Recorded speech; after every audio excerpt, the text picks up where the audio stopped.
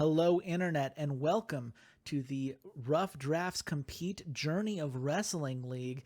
I'm very excited here because we are in our last weekly in the month of September. It is one more week before we get into our last silver pay-per-view of what I am kind of calling season one at this point, because once we hit our last end of year kind of mark, I think we're going to take a little bit of a break to reset, unwind, all that fun stuff. But right now, there are still points to be had. And in fact, with that timeline, every point matters that much more. And I am joined by someone who, like me, sure would love to get some points tonight. Xander, how you doing, buddy? I'm doing pretty all right. The last weekly treated me a little bit better than the one before it, so I can't complain too much. Mm-hmm. Not in first place overall right now. I am in first place overall, but not for the weekly counting. Okay. Yes. Um, but excited with what we got on the card. Excited to watch Eduardo not get creativity points again, and it's going to be a great evening. Yeah, your curse for him to have bad luck and me to have mixed luck, I think got switched because he had the mixed luck. The show went great, but his creativity points not so much. And I had terrible luck. My show was a step back and I didn't get any money. And this is after I told you that I misclicked on my healing. So you knew I was down an extra 120 and you still weren't very nice. So Yeah, maybe I got the lines crossed. Maybe I was a little tired that night. Been doing a lot of esports related stuff, so maybe I dotted the wrong I and crossed the wrong T, and instead of it being Stuker, it was Redshirt King. It does seem to have been the case, but that's okay because we've got one more show. And we've got someone we're starting off here who would love nothing more than to spoil this whole party that we've got going on at the top. Walter is just half a star away from the lead right now, and he's had two consecutively strong 4.5 star cards. He's been in third place both weeks. And I think what he has in store for us, I think you can tell already with all of these feuds here. He's got a very fun main event in store for us, my friend. So Wait, shall there's a fourth guy in this competition. Does he have any points yet? he's the narrative champion, and I don't know what more points he needs than that. I'm That's just not. kidding. I'm That's looking forward to some SWA primetime. I just couldn't resist. And I'll be honest, I'm getting a glimpse on the screen here of a match, and I can't wait to see it. I am yeah. actually super excited to see what I'm just Walter's got saying, for if us you're this gonna week. shit talk him, don't do it after he finally stacked all those feuds I the way love you it. like. No, I love it. I can't wait. I genuinely cannot wait, and I hope it's a banger. I hope it is too. But we're going to have to find out now. We start with Kaiichi Sakurai versus Kenji Sabre in a submission match. This is Kaiichi Sakurai's first match since his return match at Beach Break a couple months ago, which was his first after recovering from an injury versus Heizo Ogawa at Schools Out. So Kaiichi definitely has his frustrations with Made in Japan, which is where Kenji Sabre is now very much located. And Kaiichi he needs to prove himself. Just prove that he is the wrestler that he says he is. That 0-3 streak weighs on him. And we saw him get in Wesley Lee Morris's face in the last episode. We saw that he wants to step up and take care of some things. And that means getting a win tonight is the only real path to try to secure a rematch versus Ogawa and get revenge for the pain he's been through. And meanwhile, Kenji Sabre, right, he has been, ever since ditching Eternum to join Made in Japan, he's had a couple more opportunities than he once did. He's got Kaito Sakura in his corner, which certainly helps because Kaito is so good on the mic and does such a good job of elevating his talent. This would be a huge win for the 19-year-old heel who is desperately trying to climb his way up the card and get to be one of the real shining lights in Made in Japan. A faction that, they've got Heizo and they've got the Empress Kabuki.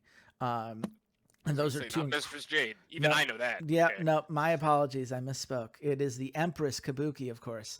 And please don't tell her that I said the wrong name. She'll be very mad at me, and I fear for my life when the Empress is around. But Kenji would love to impress both of them, climb up the ranks, not just within this promotion, but with Made in Japan in general. So the question is, does he have what it takes to make Kaiichi Sakurai submit? Or does Kaiichi Sakurai stop this losing streak and make himself a force to be reckoned with once again? Man, this is tough because I do see the angle here for Kenji, and I think him getting a win here could be pretty big, right, to propel him up.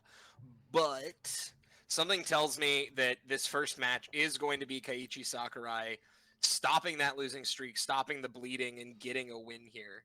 Mm-hmm. And that's absolutely right.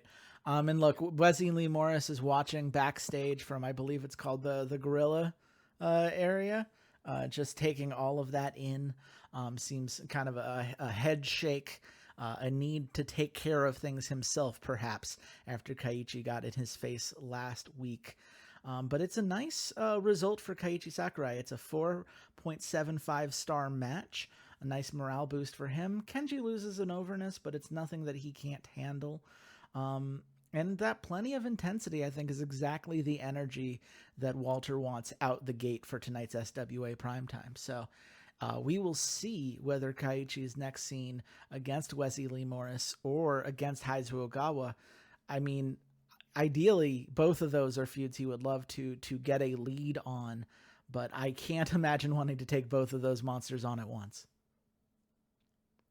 Yeah, no, it's a lot there, and I would have loved to see. I'm not love to see. I do like the narrative of what happens here with Kenji trying to make that move, but of course it's got to be Keiichi. He's just too good right now, and by that I mean he really needed to stop the losing. So Yeah, he's good enough. it's a good push for Kaiichi and Kenji. Look, man, better luck next time. But we move on now to a El fascinating Bozo. segment. It is a oh my goodness, it's a contract signing here. Trixie Albright. You know, it turns out that this weekly is happening just down the road from Trixie's hometown, which is famously insert hometown here, where the pay-per-view is happening next week. They've got a couple family members. Insert hometown here. I know that place. Yeah, it's my favorite part of the United States, right Yeah. next to Springfield.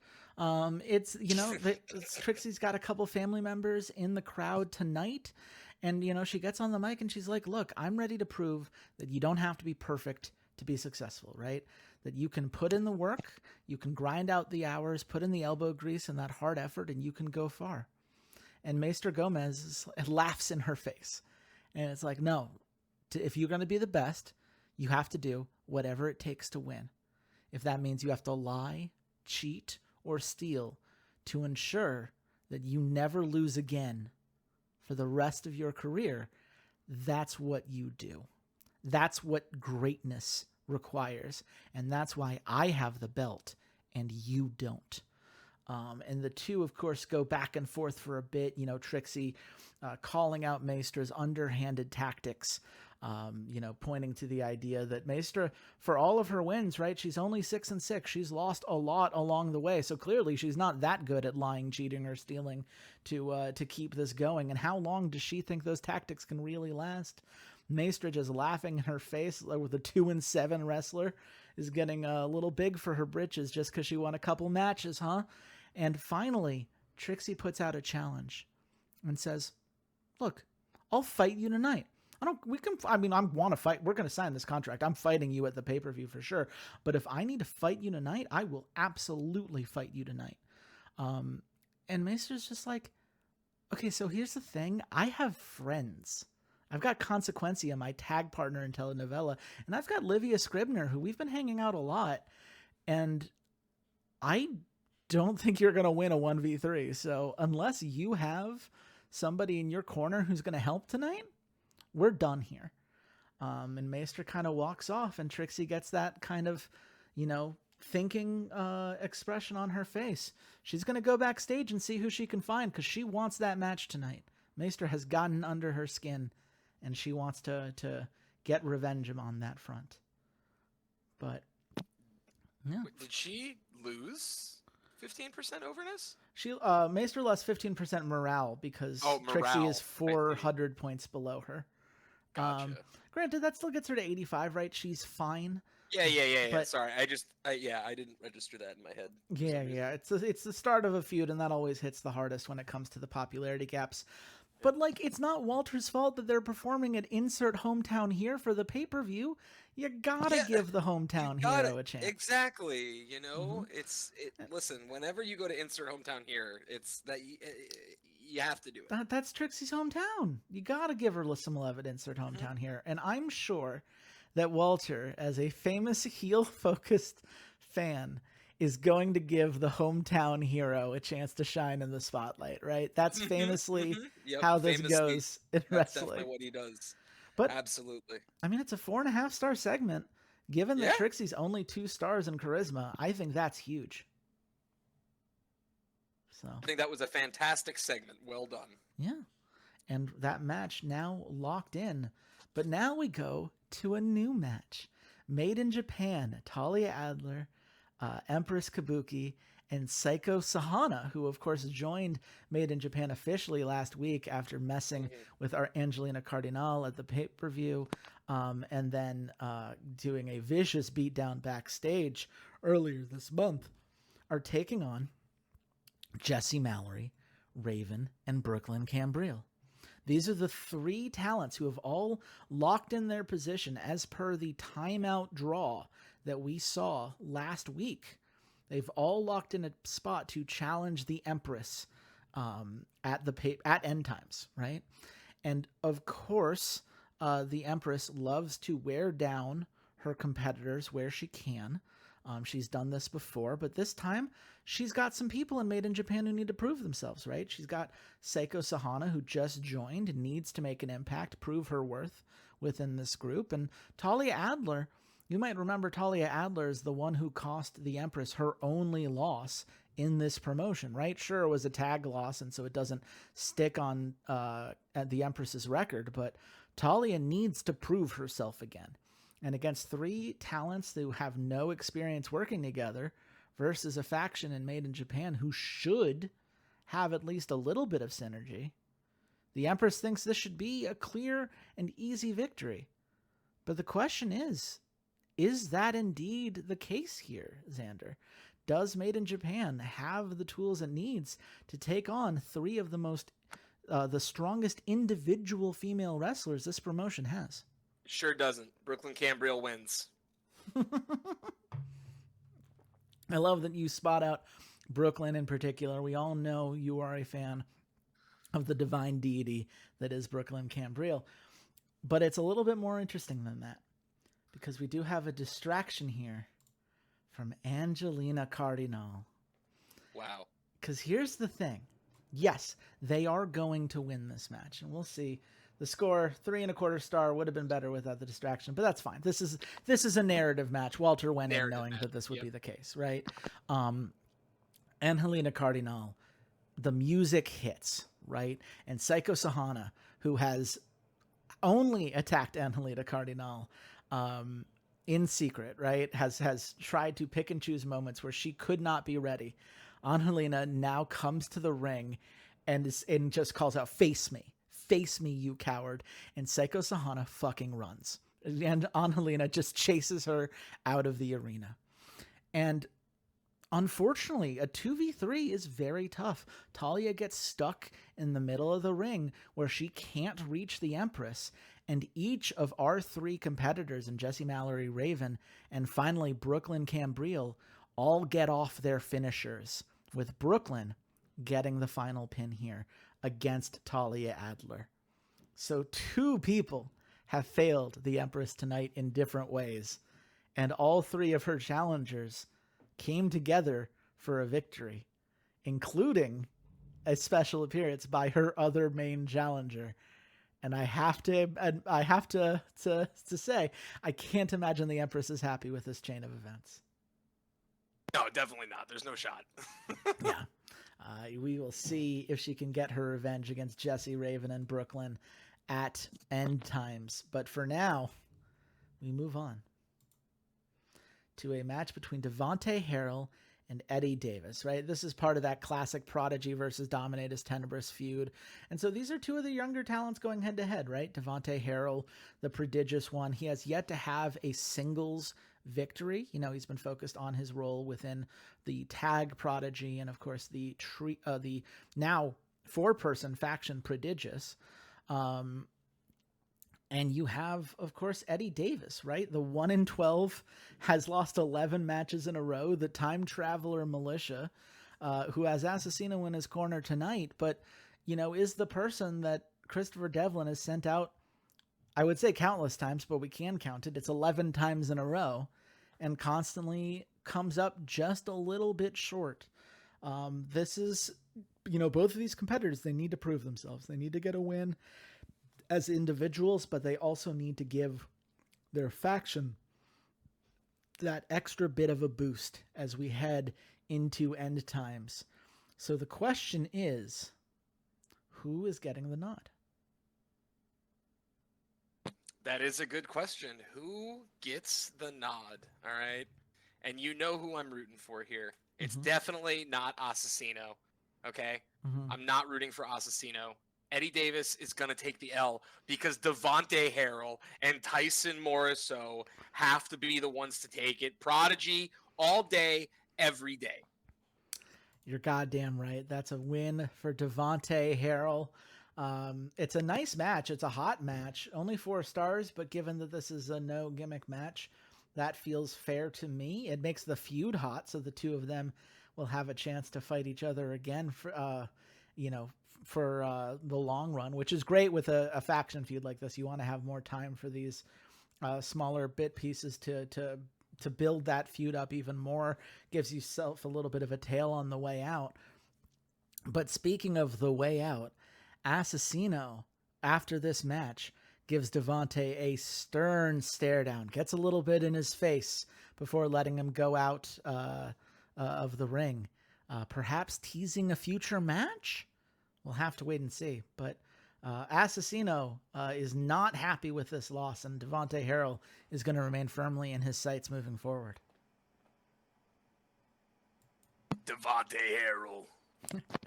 But we move on now to an event package for End Times, and you hate to see that roll. That's tough. I mean, I don't hate to see it, but Walter sure will. You said you were rooting for him. You said at the start of this whole thing. I said I was rooting for that last match of the night. I guess. I still want to win decisively. I hope all of you roll like that. You know what? This is why you are the heel of this duo. And we need both. It's important to have both. Listen. Go for it. I will say that the thing I am upset about for him is that I did not pay enough attention to give him a set of creativity points for letting Brooklyn win, even with the distraction. That's an open by me. I'm going to try and make that up to him before the end of the card. Yeah, I sure hope that you do. And I hope that you're as excited for End Times, folks at home, as I am, because we've got Kingdom Come versus Hollywood Bound. We've got Prodigious versus the winner of tonight's Battle Royale. It is a tag Battle Royale, 15 different tag teams, all competing for the chance to challenge Prodigious, try to secure that Winter Zone tag contract. That gives you a guaranteed title shot at the last pay-per-view of the year. You know that every one of those tag teams is going to be fighting for that. Tyler Dynamite versus Christopher Devlin, finally here. The Empress versus Brooklyn, Raven, and Jesse. And who can forget hometown hero Trixie versus Maestro Gomez. If, of course, Trixie can survive their match later tonight. We will see if she's able to get some help, because a 3-on-1 would not go well for Trixie. We'll have to wait and see who she's able to grab. But those are some fun matches. You have to admit, even as a competitor, that should be a fun card. It sure should be. You know what? I'll take it. We'll have to move on to a Sandlot brawl match between Wesley Lee Morris and Chase. because, Chase came to Walter and asked for another shot at Ethan Wild. And Walter's like, look, you know what? You've had some great matches, Chase. You've climbed up the card. The fans really like you. You've put together some great matches. Even when you haven't won, you've put together some good matches. So I'm willing to do that as long as you go and fight Wesley Morris in the sandy parking lot behind the arena. Just like, what are you talking about? He's like, well, the whole metaphor about, bullies in the sandbox, right? When you're younger, like that's just, the kind of person that Wesy and Ethan Wild are, right? People think he's a bully, so go prove you can beat a bully like Wesy tonight. And Chase is just kind of like, okay, if that's what it takes to get this rematch against Ethan Wild, I will go and beat up Wesley Lee Morris in this Sandlot Brawl match. Now, Wesley, of course, is having a great time recently. He beat the crap out of Ray Sangre in the first weekly of this month, and then he beat both Ray Sangre and Surfisto Hermano Santos in a 1v2 last week. So he is riding high. He is feeling a lot better about that fluke loss that he took at the last pay-per-view. But does he have what it takes to beat Chase in the Sandlot Brawl? He sure does. He does beat Chase tonight in the Sandlot Brawl. Chase dropping a big L and gets embarrassed while it happens. Wow. No faith in Chase. I'm going to note that one down in my books, which is a lot easier to do because you're wrong. Chase wins. Chase is our winner tonight. Look, who else? Wesley's not going to fight Ethan Wild at the men's championship. Next month he needs an opponent. He should. He should. You want Wesley and him to go all out? Yep. Oh, man. I like Chase. I can't imagine why, but I do. And yeah, definitely no bias there. None whatsoever. It's a hot match, 4.25 star. You love to see these two go head to head. It is their first match of this feud, so Wesley Lee Morris is not going to take this loss well. He never has. We have already seen him hold on to some grudges, but Chase is getting his second shot against Ethan Wild. It's just going to come down to, and I'm going to be honest with you, I'm a little bit worried about this fatigue tonight because it's 31% going into this match. I'm not worried about it. And Edar Dust is still competing in the tag battle royale. He surely won't snap his leg like a twig. So I will say that I brought this up to Walter and he's like, well, if he does get injured, that'd be pretty funny. So we'll kind of see how it goes, but I'm a little worried for Chase here, but I'm glad he got the win. Congrats to Chase. I hope to see him against Ethan Wild at End Times. That's going to be one heck of a fun match. But we move on. We asked before, who could Trixie Albright get to take on Consequencia, Maester Gomez, and Livia Scribner? And thankfully, she did find a couple people backstage. Mei Fukushima, we've seen in the women's division for a while, right? She was part of that Tatsutsu Funosentai, that kind of three-person faction alongside Seiko Sahana, funnily enough, that tried and failed to take down the Empress a few months ago. Hasn't really been in the title picture since, but certainly would love an opportunity to get a crack at someone like Maester Gomez now that she's gotten the title. And we have Aiko Haruko, right, who is probably one of the more underutilized talents within the Stamford Wrestling Alliance. She's I believe a 4-4, one of the few, I think the only 4-4 in this particular group. Might be a 4-3. I'm not sure. Either way, a very talented technical wrestler and someone who's hoping to bring her skill set here against what should be a stacked trio of heels, right? Livia Scribner, sure, she spent a little bit more time managing people like Cobra Gaston than she has in the ring, but Consequencia and Maester Gomez, telenovela, are a legitimate tag team. And we're going to see them, funnily enough, in the tag battle royale later tonight. So Maester Gomez clearly riled up enough that she doesn't even care that she's fighting twice on this weekly right before End Times because she wants to put Trixie Albright in her place before they get to End Times at insert hometown here. So the question is, does Telenovela and Livia put Trixie down alongside this ragtag crew that she's found? Or does Trixie and the power of face friendship manage to beat Telenovela plus Livia? Nah, Telenovela plus Livia are taking the dub home tonight. Trixie Albright's getting her face beat in, and Aiko's going to watch in horror. Uh, I mean, you are correct on the winner here. Consequenza, Maestra, and Livia do win this match. And, you know, it's a little bit of a shame that it's only 3.5 stars. I thought this was a cool match, though, given the work rates of a couple of these people, I'm not surprised it had its challenges here. But the key here is that it was a very chaotic match at the end of the day. You know, Trixie goes to try to get a pin on Consequencia, but unfortunately she missed a clever Consequencia tag. The synergy that she and Maester Gomez had really came in strong here. So she was not the person that it was that Trixie needed to watch out for. Maester Gomez blindsides her, gets the roll up, gets the pin, and defeats Trixie Albright and company tonight. So it's a tough loss for Trixie, but one that, you know, theoretically that tag dynamic is not going to be in play when they face off at Insert Hometown here. So hopefully she'll be able to learn from this and bounce back. But you know, Maester Gomez and Consequencia and Livia really are all laughing their way to the bank with their victory tonight. Indeed. And hey, the big note here. Trixie Albright is starting to get over with the fans. That's huge. If Trixie Albright can become a 3-3 rather than a 2-2, she becomes a lot easier to justify using more regularly in matches moving forward.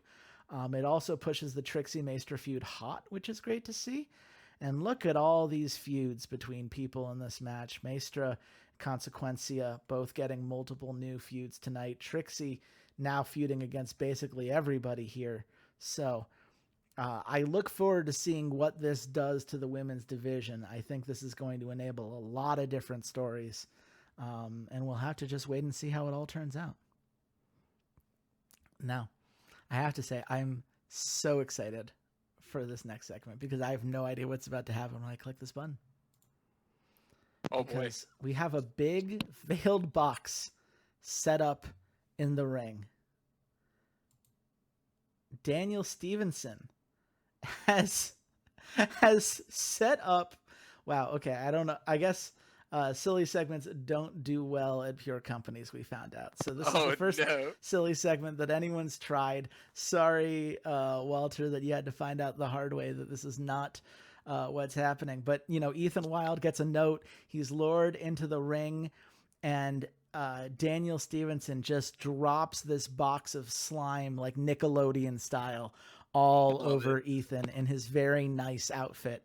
And Ethan just looks up. He's like, what the fuck is wrong with you? And Daniel goes, oops, I'm sorry, friend. He keeps emphasizing that word. It really seems to have gotten under his skin, that promo that Ethan did at the start of the month.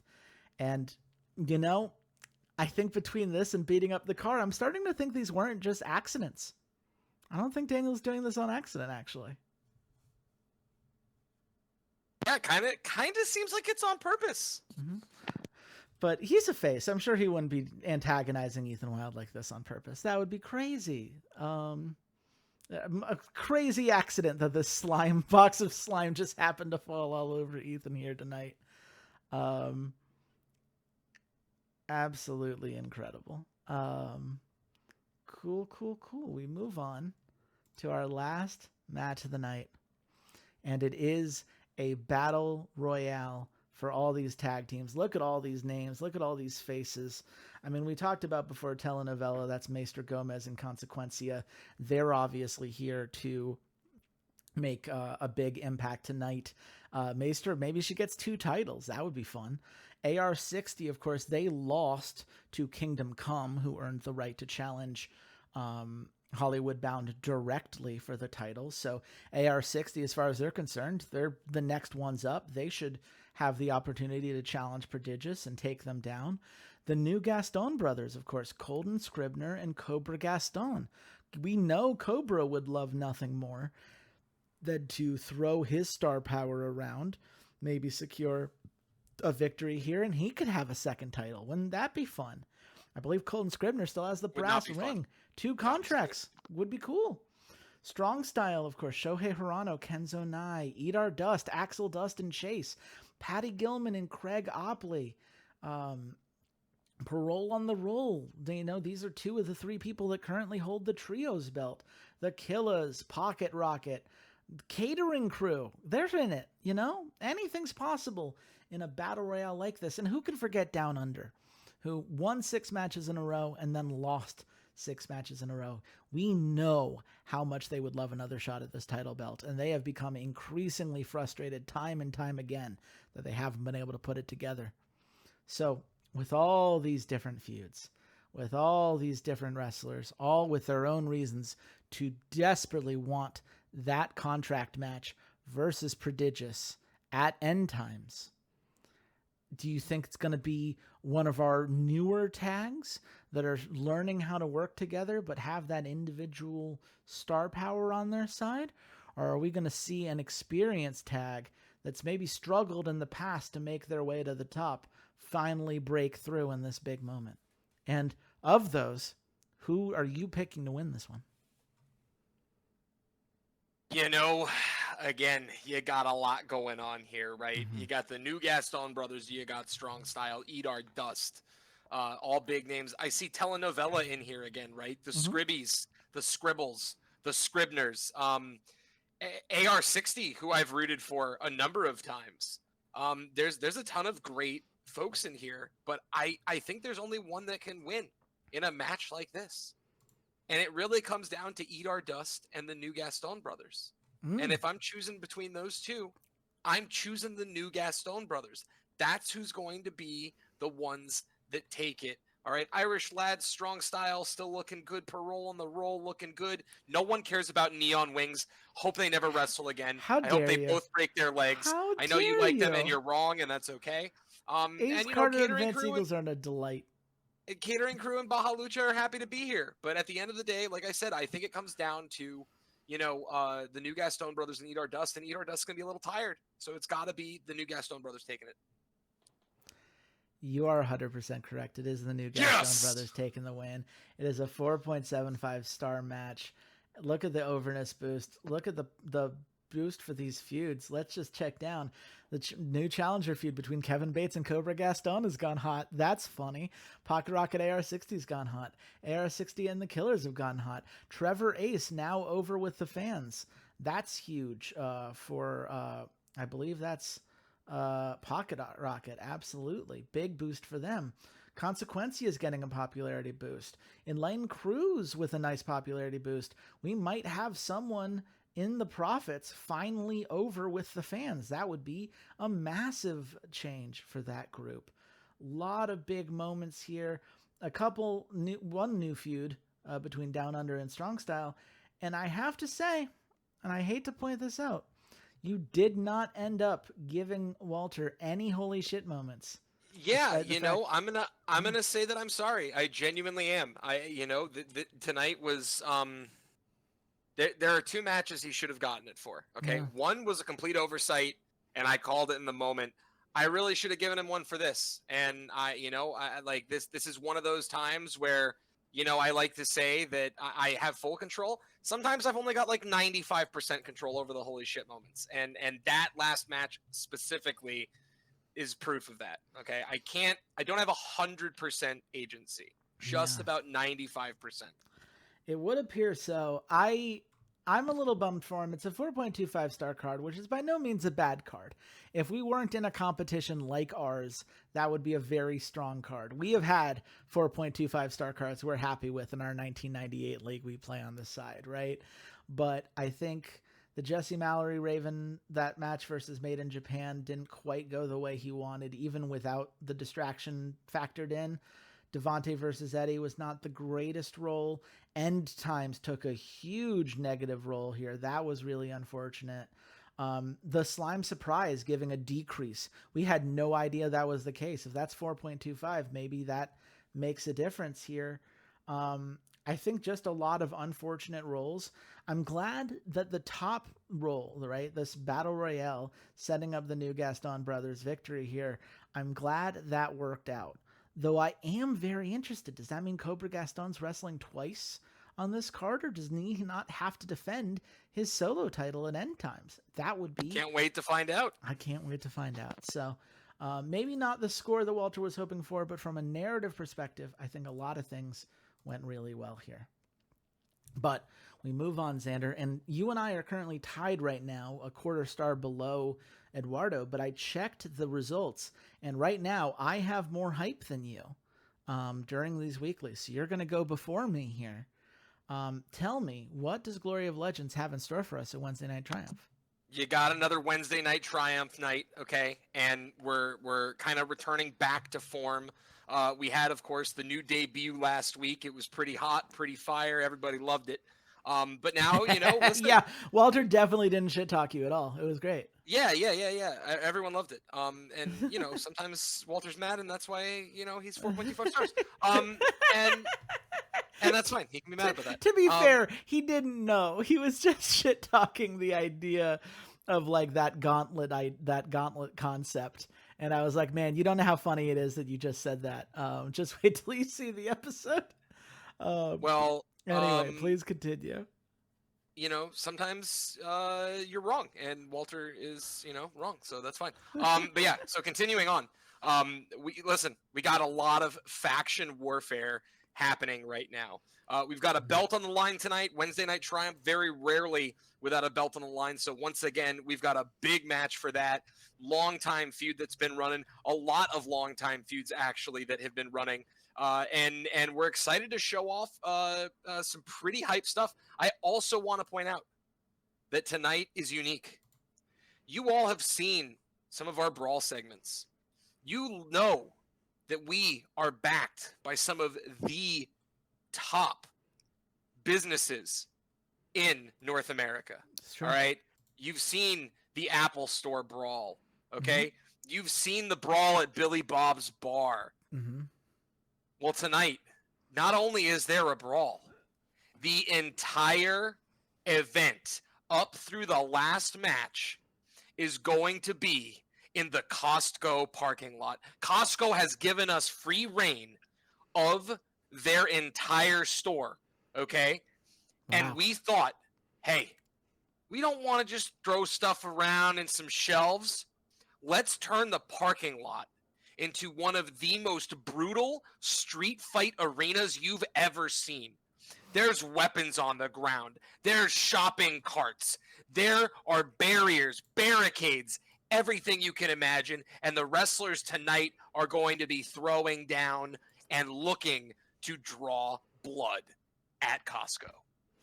Yes, well, let's see if this Costco-themed event helps or hurts your final score. And we're starting with a very interesting match. It is Danny Cole versus Callie Vicious. I believe this is a new feud. Am I right? Correct. This is one of the only new feuds on the card tonight, but this is a new feud. All right. Bear in mind, Callie Vicious recently made a very important turn, right? Mm-hmm. Callie no longer the face that she once was, no longer that, kind of aspiring singer that just wants to bring, joy to people. She's gone full on, burn it all down.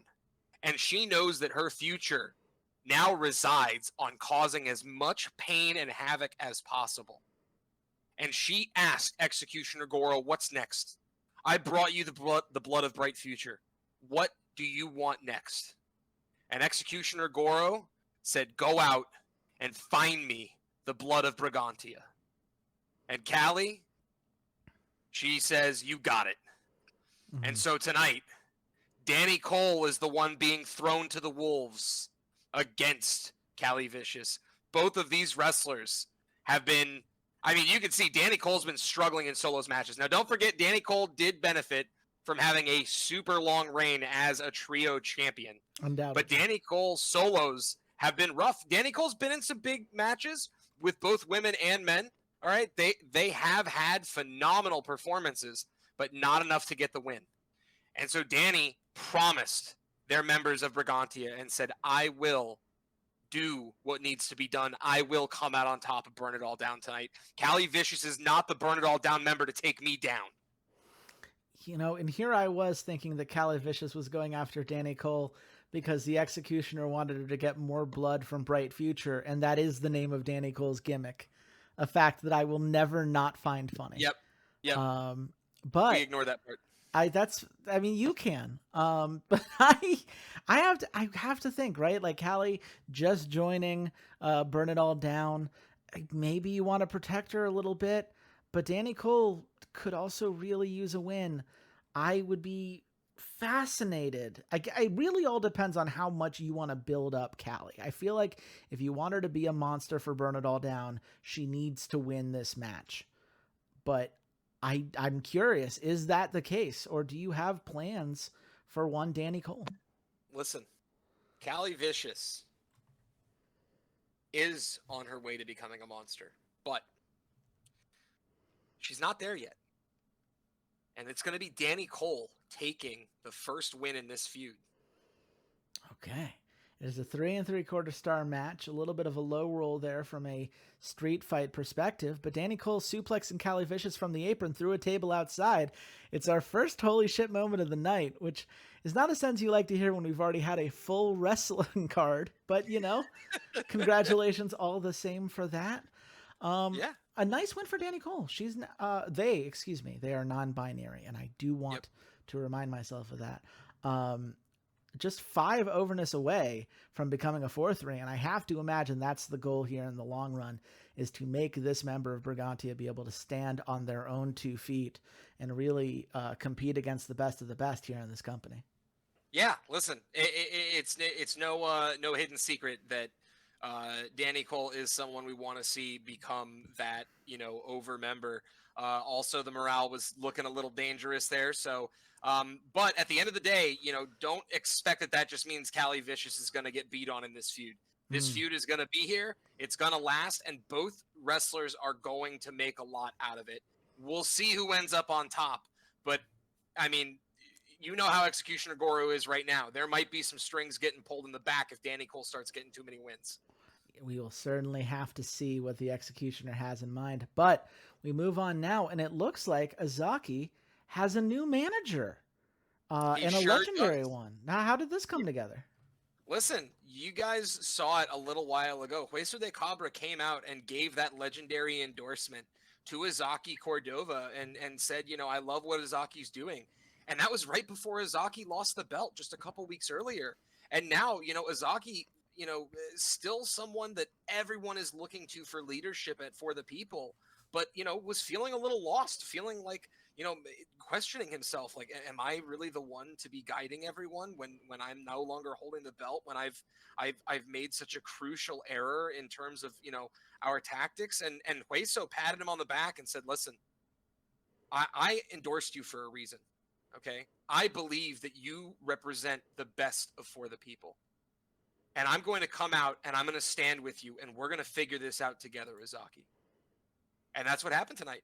Hueso de Cabra hoisting Azaki up, lifting him up and saying, I'm going to manage this guy back to a belt.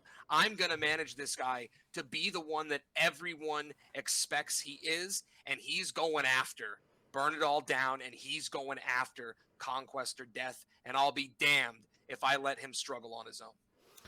Man, I do love this for Azaki Cordova. I thought Azaki was such a fun champion to have. I think this really gives him a kind of bounce back here. You love seeing Hueso de Cabra get an overness and morale boost, right? Like, you don't see a lot of moments for those managers to set themselves apart. So this is a nice segment there.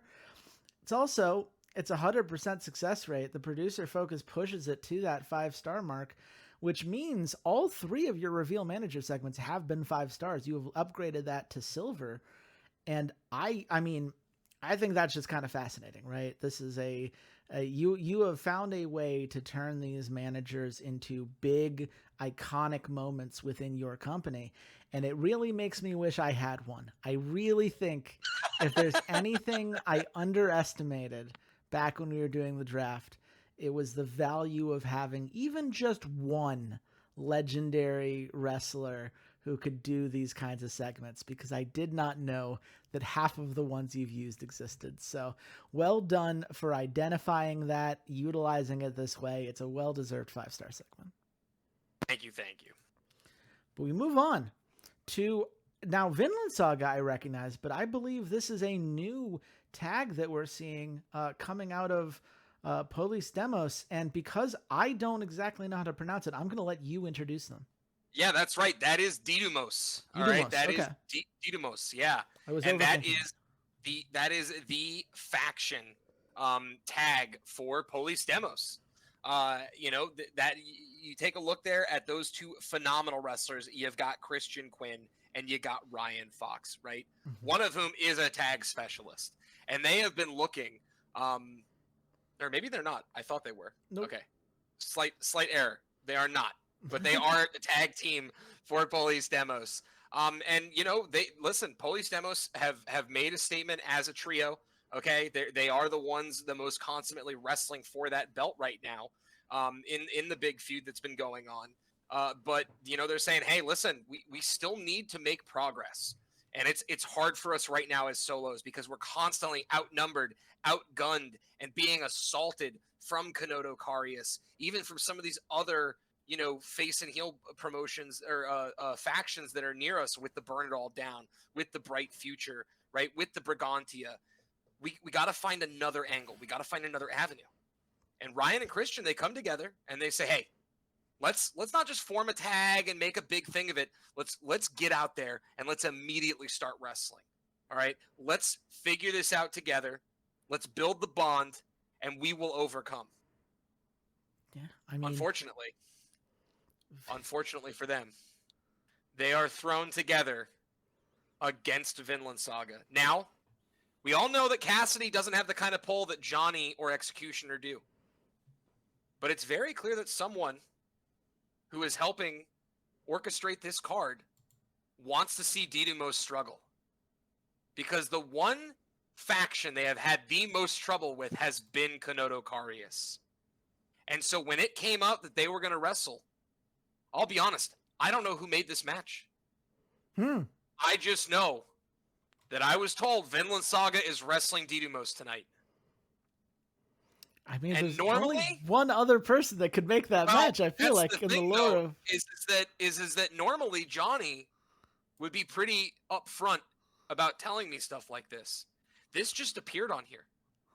Now, Johnny didn't veto it, but we don't know who made this match. We're not sure if it was a member of Kanoto Karius. We're not sure if it was a member of Burn It All Down. We're not sure if it was someone from Bright Future. But someone put this match together. And whoever did is pretty confident that Didymos are going to lose to Vinland Saga. See, this kind of chaos is what Shane Mack was talking about 2 weeks ago during our slander competitor segment. But I am very curious what you're setting up here with that. I love the idea of someone sneaking in, setting up these matches, and a whodunit added to that does add a very interesting wrinkle from a narrative perspective. Now, I have to ask, please, as a longtime Vinland Saga fan, tell me that you are giving them a win against these baby Didymos wrestlers who have never gone together. Didymos can't win this one. I need Vinland Saga. If you're going to turn them heel and bring them over to Kanoto Karius and make them outcasts within Conquest or Death, I need you to tell me that they're taking a win here tonight, or you're going to break my goddamn heart. You are damn right. Vinland Saga absolutely smash Didymos. Fantastic. And the game rewarded you for it quite a bit. Wolf Klein, Ryan Fox feud goes hot. Kanoto Karius versus Polis Demos goes hot, which I know was a huge part of your goal heading into this week. Ryan Fox starting to get over with the fans. And oh, by the way, 2 matches, 2 holy shit moments as Bear Winter got up from Ryan Fox's finisher before asking him to hit another. A huge boost for everyone involved, really, and setting up some nice feuds to continue. moving And forward. and our specific brawl match does its thing again. Thank you, Costco. Yeah, your sponsors have really gone a long way in this promotion. I am realizing the value of adding. It's maybe one of the downsides of building a wrestling league in a completely fictional universe, at least within like the logic of itself. I don't know how I would work like Costco into the magically enhanced wrestling world, but I guess I'll have to figure it out because it's working quite well. But Wizard of Copper, he's back in the ring. What brings him That's here right. now? Hueso de Cabra, seeing and talking with Azaki, knows that For the People are hurting right now. And he sat there and thought for a moment, you know what? I'm already here. I'm not done. I'm going to go out there and I'm going to do my thing. And I'm going to raise up another member of For the People. And honestly, it's got people turning their heads because everyone loves Alex Jim. Alex Jim is a phenomenal wrestler. He's wrestled for the highest titles, was the heavyweight champion, and has been losing recently. Mm-hmm. He's been struggling. Even in the tag run, has been struggling. But now they see Hueso de Cabra come out and say, don't forget Alex Jim. Don't sleep on this guy.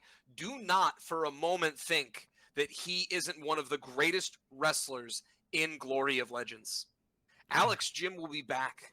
And you know what, Johnny? You better watch out. Because eventually, he's coming for you. And he raises Alex Jim's hand up. And the crowd cheers. One of the things I like about Hueso de Copper, he does not seem to be faction loyal necessarily, right? It seems like he's able to find the best faces across this company and give them some love.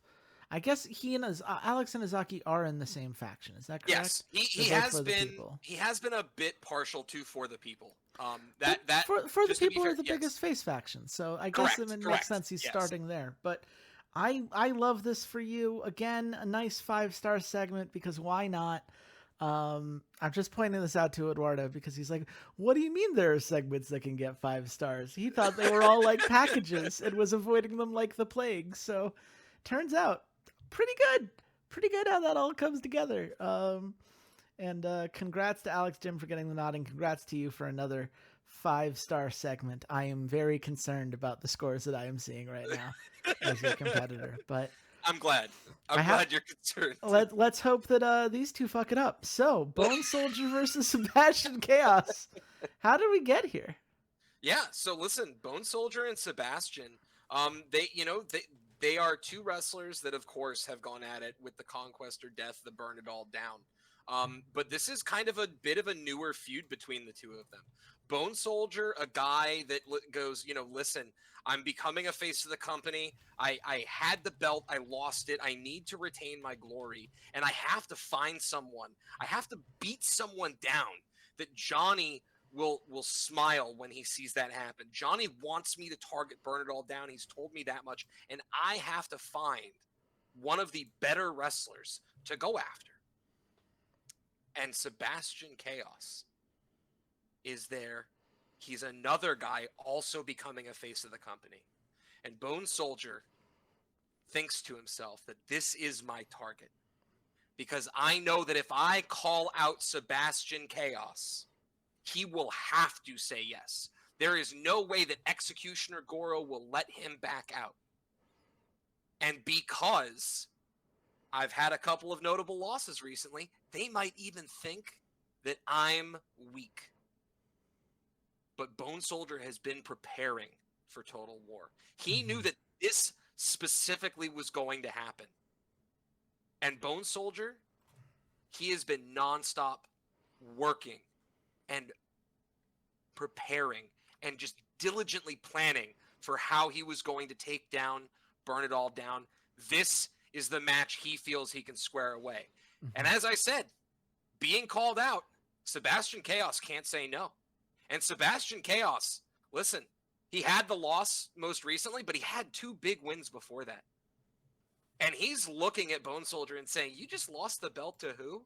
to Serpentine, who just lost the belt to Maricela, and you think you can call me out, the future of Burn It All Down, the number 2 guy, basically? You think you're the one to call me out? I'm gonna beat you senseless, Bone Soldier, and I'm gonna embarrass you in front of Johnny, which is the one thing I know you're terrified of. Me losing in front of Executioner, that wouldn't be great. But you losing in front of Johnny, that's worse. The pressure does seem to be on Bone Soldier, especially after 3 losses in a row. And as you said, that very short-lived title run, fumbling the belt almost immediately, has to put him in a precarious position. I do find Sebastian Chaos so funny because I never, like, if you ask me, like, what was his signature moment that made him a face of the company for you, I can't possibly name it. I have no idea what that, like, pivotal match was, the way that I can point to the run that Bone Soldier had. But I feel like sleeping on Sebastian just because he hasn't had that, like, one signature moment would be a mistake, especially because this could be it. So does he get a signature win here against Bone Soldier and put Bone Soldier's place within Conquest or Death into a little bit of disarray? Or is Bone Soldier taking care of business? Well, it comes out. It's brutal, it's violent, and it's close. But Bone Soldier ends up on top tonight. And Johnny is smiling from the side of the ring. Well, I have good news for you. The match was hot, and it put the feud between Conquest or Death and Burn It All Down hot, which was, I know, another key goal you had for the night. So mission accomplished on that. Hey, 3 matches, 3 holy shit moments. Why not? Bone Soldier refusing to give up as he crawled around for 2 minutes in Sebastian Chaos's submission. Another 30 creativity points here. It's 4 1/4 stars, so maybe not quite the score you were hoping for, but at the end of the day, honestly, everything else makes it worth. It's fine. I'll allow it. The most important things all worked the way you want, and honestly, just Sebastian Chaos not losing popularity for losing in this match has to alone be a victory. Exactly. Yeah. No, I'll take if this is what I take the 4 1/4 on, when everything else, the holy shit moment, the arguably the most important feud on this card going hot, and their feud going hot on top of it. I'm not about to complain. Or I'm sorry, their feud didn't go hot, but the faction. The faction feud, that was the one that you were most worried about anyway. Sebastian Chaos and Bone Soldier just started their feud. It can't go hot in their opening match. That's right. It cannot go hot on the opening match. But they had a hot match in their opening match, which turns out pretty good. Yeah. Pretty good thing to happen. And a nice blood boost there certainly doesn't hurt. And we'll talk about how much I paid for this card when it's done.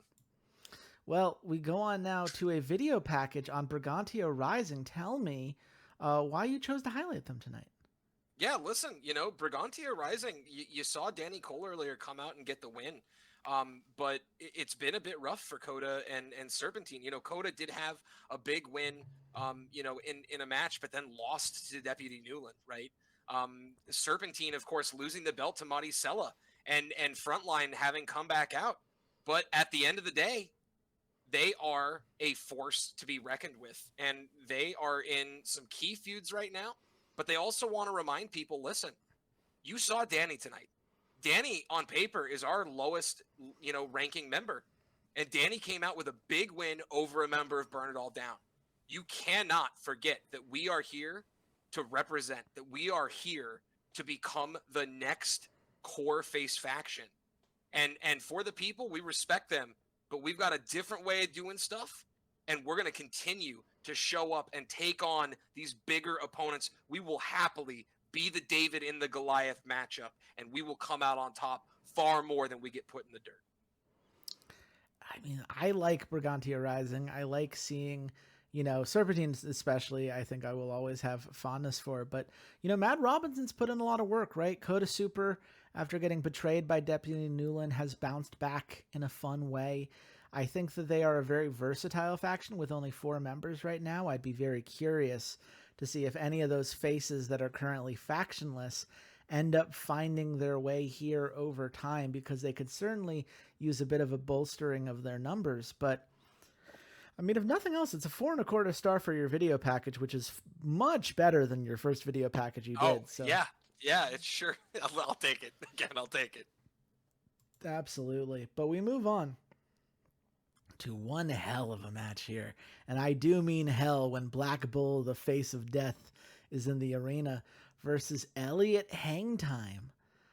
This is, I mean, two fierce competitors in this Costco street fight. What brought them to the ring tonight? Yeah, listen. Executioner Goro has been saying that he was going after Conquest or Death. And you can see tonight, it's been a rough night for Burn It All Down. You know, Bone Soldier especially getting the win over Sebastian Chaos. But Black Bull and Executioner Goro have been planning. They've been plotting. And Executioner Goro made it very clear that Black Bull was no longer serving as a forward soldier. Black Bull was now to become one of the most fearsome members, and Executioner will stand by his side and guide him to victory. He wants Black Bull to be seen as the terrifying monster within Burn It All Down that he is. This guy is dangerous. This guy is scary. And Executioner Goro is no longer looking at him like a lieutenant to test the waters. He's saying, I want people to fear Black Bull. When I put Black Bull in a match, I want everyone to be shaking in their damn boots. I want people to be worried that their favorite wrestler is going to get hurt. I want them to know that Black Bull will tear apart the china shop and then burn it to the damn ground. And tonight, we go after Elliot. Tonight, we make a hang time bleed. Look, Black Bull has been a menace, even when he hasn't won, when he was 2-13. He always knew how to inflict pain. He always knew how to make it hurt, and he always knew how to put on a good show for the crowd. But now he does have Executioner Goro, and he has been more consistent, and it does make him a fierce threat. Now, Elliot's on a 6-match loss streak, and I'll be honest, if you care about Elliot turning into a face of the company in his own right, I think a win here would be huge for him. But I just get the sense that you care more about elevating the beast that is Black Bull than you do about maybe the 4th most important Hangtime brother hitting that 1,000-mark threshold. Listen, you know, I would argue that Elliot's not the 4th most important, not to Johnny at least. Okay, that's the 3rd most important brother behind him and Phil. Yeah, sorry, Eric. I guess I gave you too much credit. But, you know, Johnny has openly not been helping Eric and Elliot since they took part in, you know, following through with their tag name of Hangtime Heresy, of being the heretical ones in Conquest or Death for trying to position themselves and split the faction up. Well, now, you know, Elliot says, I'm going out tonight, Johnny, and I'm going to take on Black Bull, and I'm going to win. And Johnny says, I don't care what you do. Don't embarrass us. And he walks away.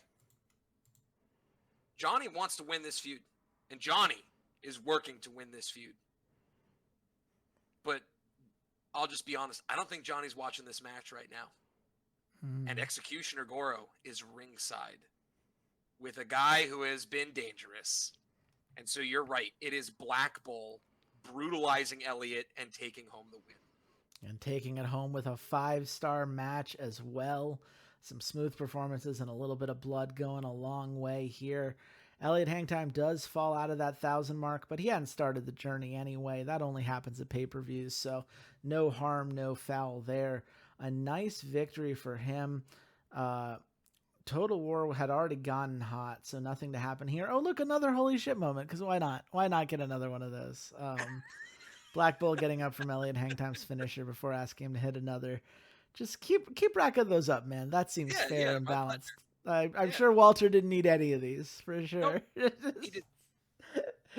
Oh, man. A 5-star match. Again, it's been quite the card tonight.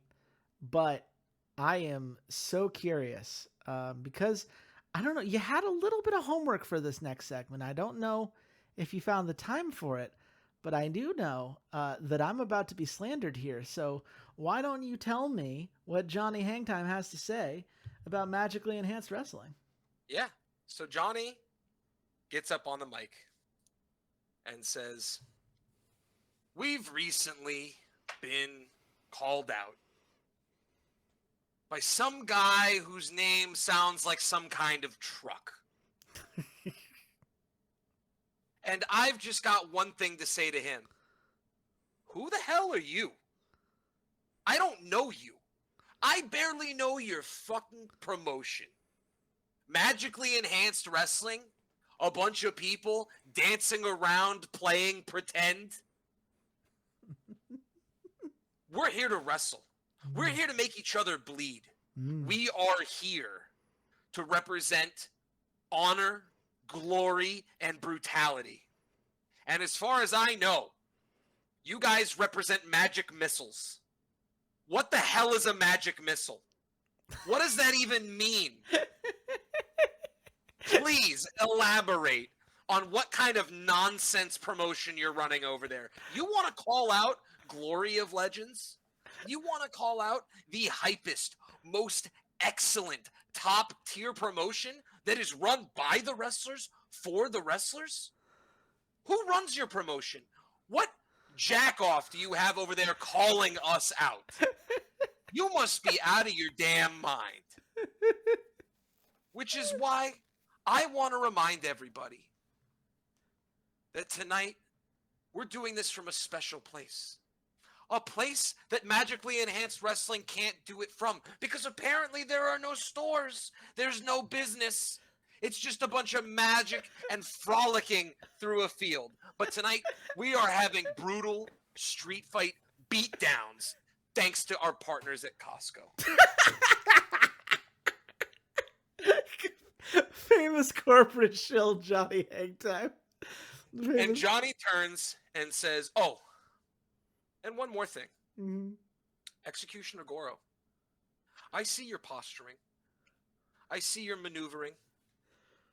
And if you're not careful, I'll murder you and send you to go wrestle with those idiots." And he drops the mic and walks away. Incredible. I loved everything about that segment. I mean, look, I have no idea why you thought Shane Mack, a member of Independence, had anything to do with the magic missiles. And I'm not even sure what truck you're referring to, but I don't care. He fucking sold it. Mack truck. Yeah. Great. Yeah. Well done. I had a blast. What kind of asshole would run a promotion like that is a great question. I got no answer for you there, Johnny, but look, I just love that you turned it into a plug. Like all the best YouTubers, like all the best podcasters out there, you found a way to turn this. Good for you, Johnny. Keep getting them checks, buddy. Keep getting them checks. I'm sure the Emperor has some nice and he pay still benefits. Called out Executioner Goro before the end, so it literally just wrapped up in a neat bow. Yep. Great job there. I loved it. I'm glad it got 5 stars. There's nothing more fun to me than us talking shit about each other's promotion. It's a really great segment, and I'm glad you found it. And I'm sure I will never have a regret about opening this Pandora's box. It's gonna go great all the time. Surely it'll go fantastic every single time. Yep. Well, and speaking of some great matches, it's time for you to bring it home. You have quite the card right now, and I am very scared of the total score. But it ends with a Return to Glory belt match, an I Quit match between Maricela Reyes and the former champion, I believe, Serpentine Suprema. Correct. Serpentine firmly believes that this is his belt to take back. Don't forget, the Return to Glory belt of all the belts is the one that has changed the hands the most, the soonest. It doesn't matter if you've wrestled for 6 weeks or 6 months. This belt can change hands at any moment. And Serpentine is saying, hey, you know what? That match was a fluke. Maricela, you're garbage, okay? You are another trashy member of Burn It All Down who comes out here and thinks you're tough and postures. But last match where I lost this belt was a mistake. And I'm going to correct that mistake tonight. And I'm going to remind everyone that Brigantia is a faction to be feared when you are a heel. Is a faction that you should be concerned with. Not just for the people. Not just bright future. But us. We're at the top. We are the next faction to represent the wishes of the people. And you're going to remember that tonight, Maricela, and I'm going to rip that belt off you. Wow. And Maricela turns, and she laughs, and she just keeps laughing. And she says, Serpentine, you're a joke. I have aspirations so far beyond you, you tiny, little, insignificant man. Everyone is going to know my name. Everyone is going to know what Burn It All Down represents. And that I am the one to bring that very dark, grim future to Glory of Legends. And I don't just do this for Executioner Goro. I do this because I believe. I believe that everything needs to burn. Man, I mean, I love that angle from Maricela. You've clearly built her up, and you've had a lot of fun with her as this kind of force that can keep up with any competitor that's thrown her way. She's probably had more intergender feuds than any other female wrestler I can think of. I mean, look, you know me. I am the face announcer here, and I love me some Serpentine Suprema. But I don't think you change this over on a weekly. I think Maricela is winning this one. It's not the changing it over on a weekly. That part for this belt specifically isn't what's key. What's key is that Maricela is scary fucking good right now. And you're not beating her tonight, Serpentine, because she's going to put you in the dirt. She's going to make you say that you quit. And she is going to embarrass Brigantia on the highest stage. And that just might be a faction feud forming. Maricela wins. Burn It All Down win. Executioner secures not one, but 2 key matches to close out this card. Wow. Really well done there. I mean, look, it's a 5-star. I don't know what you want me to say at this point. I mean, I'm just going to hit the button. Just tell me how bad it is. Yeah, it's a 5-star card. Why wouldn't it be? Why wouldn't it be a 5-star card? Why wouldn't it be your 5th holy shit moment of 5 matches? Why wouldn't it be? Why not? I don't like that the best card that you've had on a weekly in months is the one where you talk shit about me specifically. But I mean, look, well done, man. It's a 5-star card. Look at all these segments, right? From everything with Hueso de Cabra, the Vinland Saga match was great. The Black Bull match was fantastic. Slandering Me was great. The Maricela match was great. Like, I mean, you dropped a 4.25 star, right? Like, when you're doing that, you're putting yourself in a position to succeed. And I mean, right now, Eduardo and I both have to be a little scared right now. I need 5 stars to keep up with you. And Eduardo needs his 3rd 4.75 star card in a row to split with you. I have concerns. I have concerns. Yeah. But and I do want to highlight one thing, because there was one other goal tonight that came to fruition. I've tried the last 2 times and it hasn't worked out. But tonight, you'll notice there was one I quit match. There was one I quit match, sure was. which cost me 30 creativity points. All of those others cost me 5.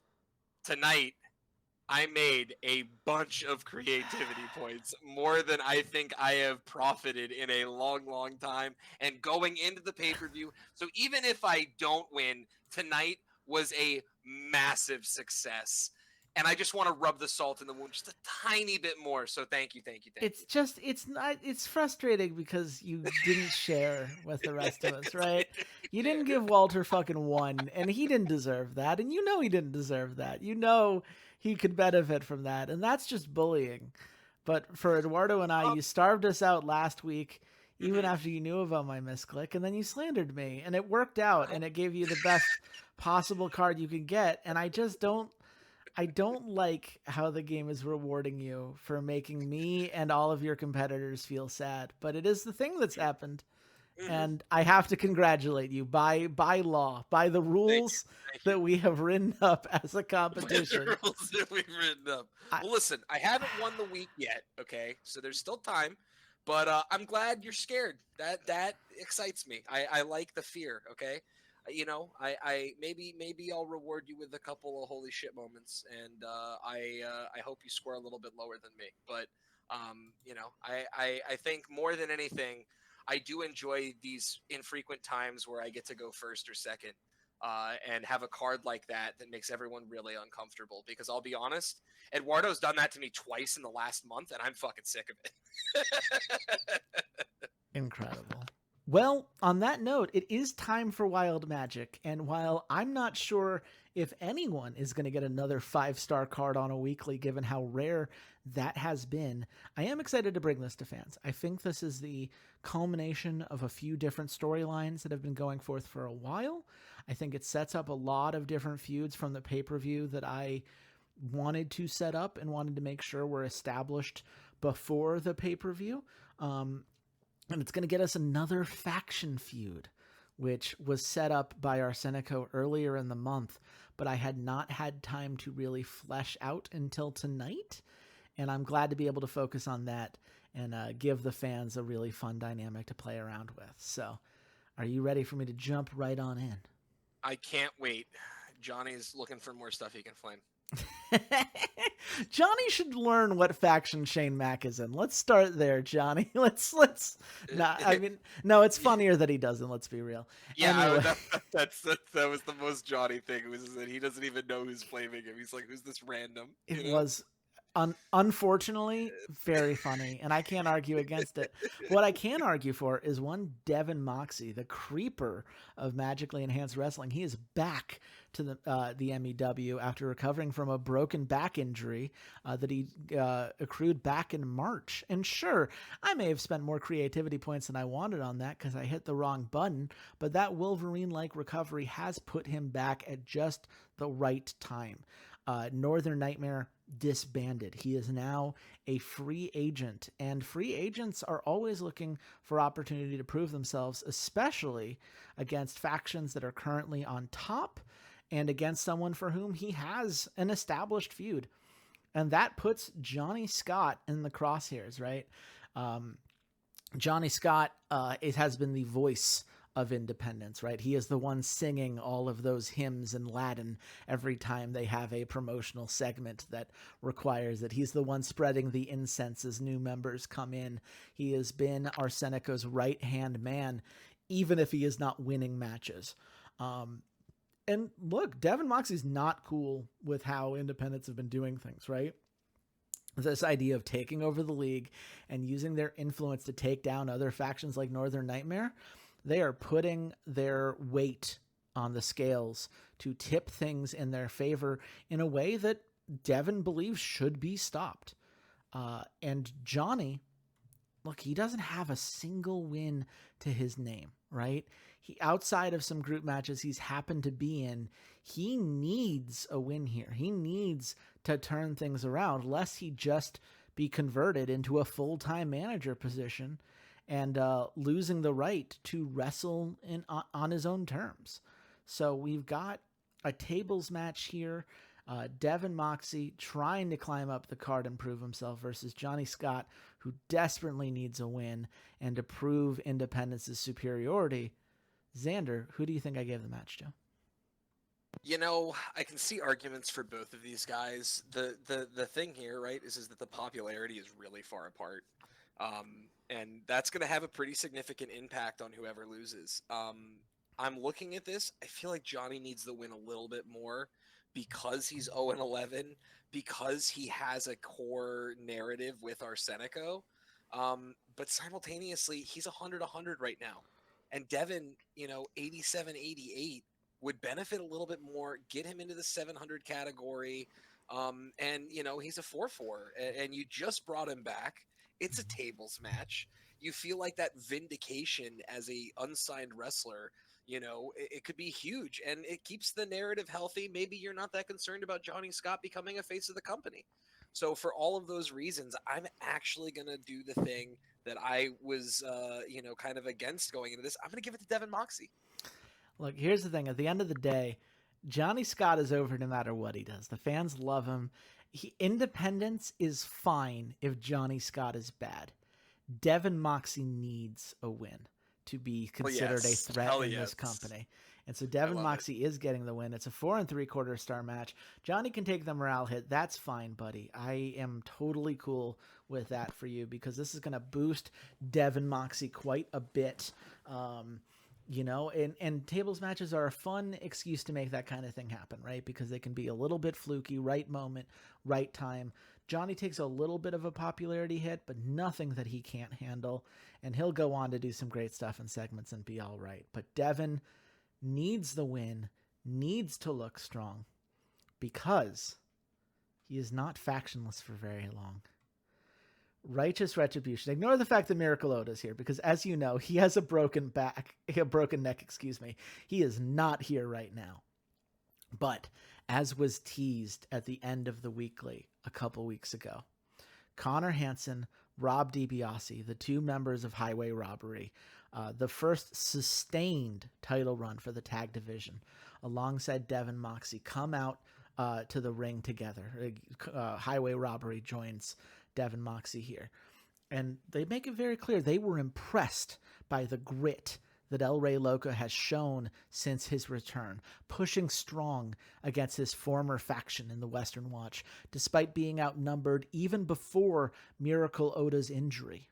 Sure, El Rey Loco may be seen as mad by the rest of the factions here, but Highway Robbery, Devin, they see El Rey Loco as a Wild West vigilante type, fighting for justice in an unjust world by any means necessary, and that's the kind of cause that they can get behind. And El Rey Loco, he comes out to the ring and, he's got some mixed feelings here, right? The Northern Nightmare were by no means allies of the Western Watch. The two factions didn't feud, but I think he's touched. I think finally he feels seen by someone who isn't Miracle Oda, who wasn't by his side from the very beginning as his tag partner. These are people that see the effort he's putting in, see how badly he wants to take down those who have wronged him. And to me, this is the most fun type of heel faction, right? Because they're not just assholes. They're not here trying to hurt everybody. They have a very clear goal. These people in the Western Watch are not playing by the rules. They have wronged somebody, and we are all here to take them down by whatever means necessary. We don't mind getting dirty to do what's right. And we don't care if people hate us for that because we know what we're doing is the right path. And whether you agree with them or not is a lot about your feelings about whether or not Prince Pretty Pink was right to take over when their leader was injured for a sustained period of time, right? Whether you believe that justice comes from tearing down an organization that may be seen as unjust purely for the leadership's sake, right? I like the more moral ambiguity that this introduces, and I like the effect that this has on Righteous Retribution that immediately jump 169 points. Wow, that's Yeah. wild. And a nice popularity boost for Highway Robbery and Devin Moxie. Also, never a bad thing to see. So yeah. What do you think? I love it. I love it. We can talk about what it was born out of and why it had to happen. I love it. I'm glad you found a creative solution, and narratively, it's really cool. Yeah.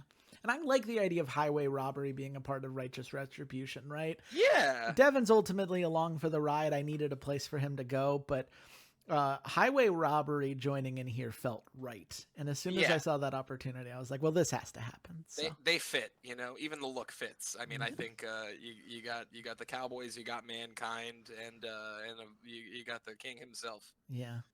And one day, Miracle Oda might be back as well. Fingers crossed for season 2. And maybe I don't know. Maybe he changes the look a little bit. He's looking a little like Blanca that went through the washing machine or something. Oh well, I can't unsee that now. We'll move on to a very interesting. No, I appreciate it. It's a submission match here though between Alpha Jackson and DJ Vector. Now, DJ Vector, he is one half of Unlimited, which is a a tag that has been, Out of This World. Out of this world. Yep. Out of This World. And that tag has been searching quite a bit, right? They've gotten a couple big wins representing the Eastern Elite. They've been one of the few parts of the Eastern Elite that have been consistently successful. And that feud against the Southern Sentries that the Eastern Elite had was not very long ago. Sure, it has been blown off, but these two still do not like each other. They were feuding before the faction feud. They're continuing to feud after the faction feud. As Alpha Jackson, he sees himself as the peak of masculinity, right? He won a battle royale that these two were in together at Bonds of Destiny. And he is looking to just get a one good match in before he destroys Victor Magnus. His words, not mine, at Pact of Doom.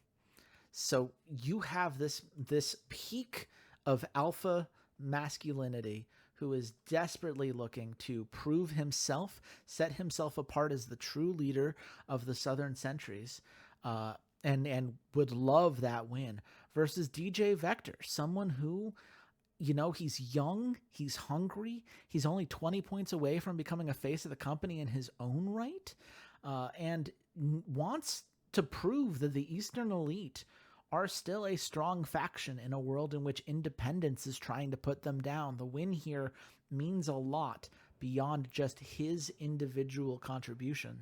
So, who do you think I give the win to?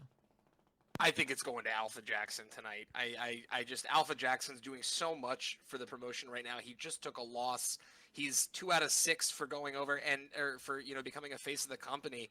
And listen, I still think DJ's going to start maybe getting some wins in the tag. Him taking one more solo loss, I don't feel is the end of the world here. And so I think that what you're doing narratively with Alpha Jackson requires him to win this tonight. And it's a big move up. Here's the thing. If I was playing this for optimal gameplay, I would click that Alpha Jackson button right now. But I'm playing for narrative. And the reason that Alpha Jackson is losing, because he is about to win this match, Victor Magnus is not going to let Alpha Jackson win clean tonight. Alpha Jackson talked all that shit about how he's the true leader.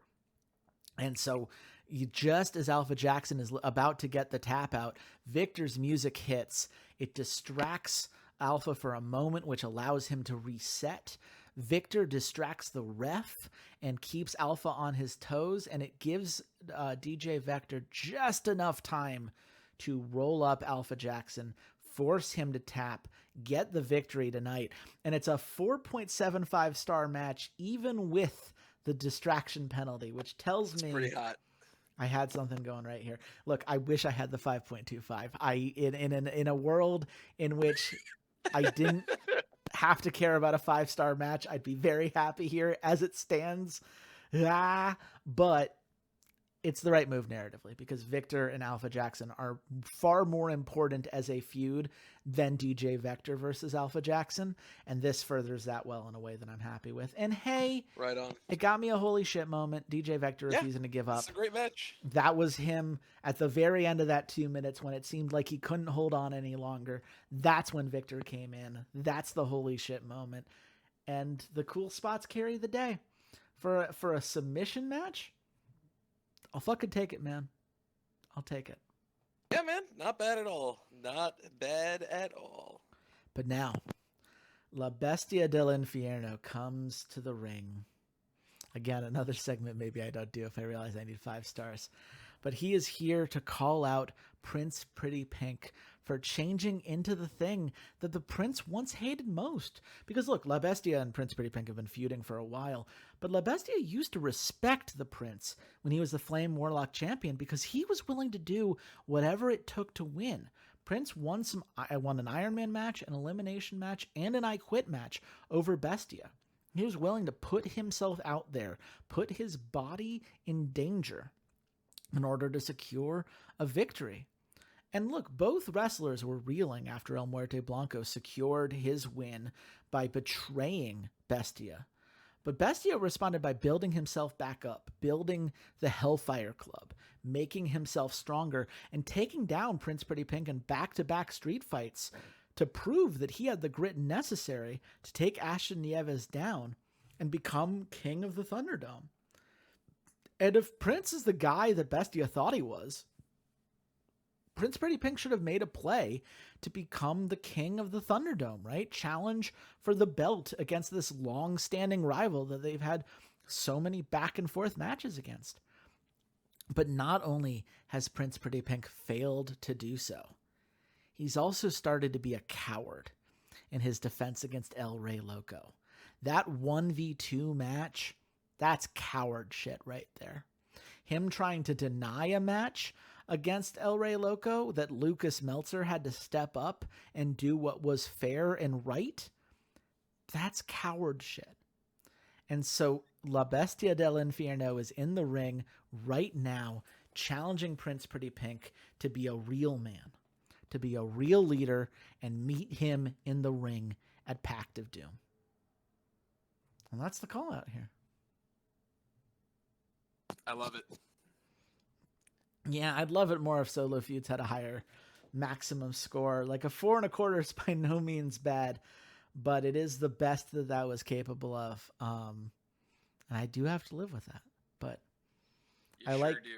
I do like Prince Pretty Pink versus La Bestia. It will be a feud blow off because that feud has had a lot of matches in the past, and it'll be great to see if La Bestia can keep it going and defend his belt successfully against a Prince Pretty Pink that needs to get a big win in a big match if he's going to look as strong as he believes himself to be.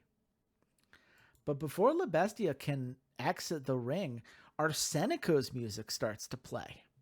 And he interrupts that message to start this smack talk battle against Bestia. Because Arsenico's like, look, I appreciate the idea of rising up against the faction system, but your Hellfire Club is exactly the wrong way to do things. Your faction presents a serious threat to the order of this promotion and must be stopped. This chaos that the Eastern Elite allowed under their watch, that allowed for your faction to be successful, that's not going to be tolerated now that Independence is in charge. So I'm letting you know right now, this is war. Independence is going to use all the resources we have to take every single belt that your faction has grabbed onto. By the time we're done with you, the Hellfire Club's reign over magically enhanced wrestling will be a distant memory. And La Bestia just looks at him, kind of shakes his head like, you fucking hypocrite.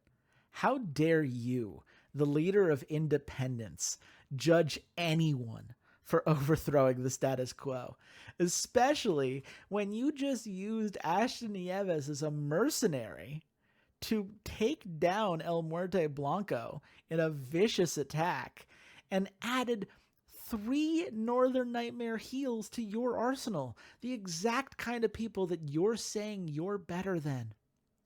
Because here's the thing, Arsenico. At the end of the day, you're not mad that the Hellfire Club was the same kind of wrecking ball against the former factions that dominated this company like you were.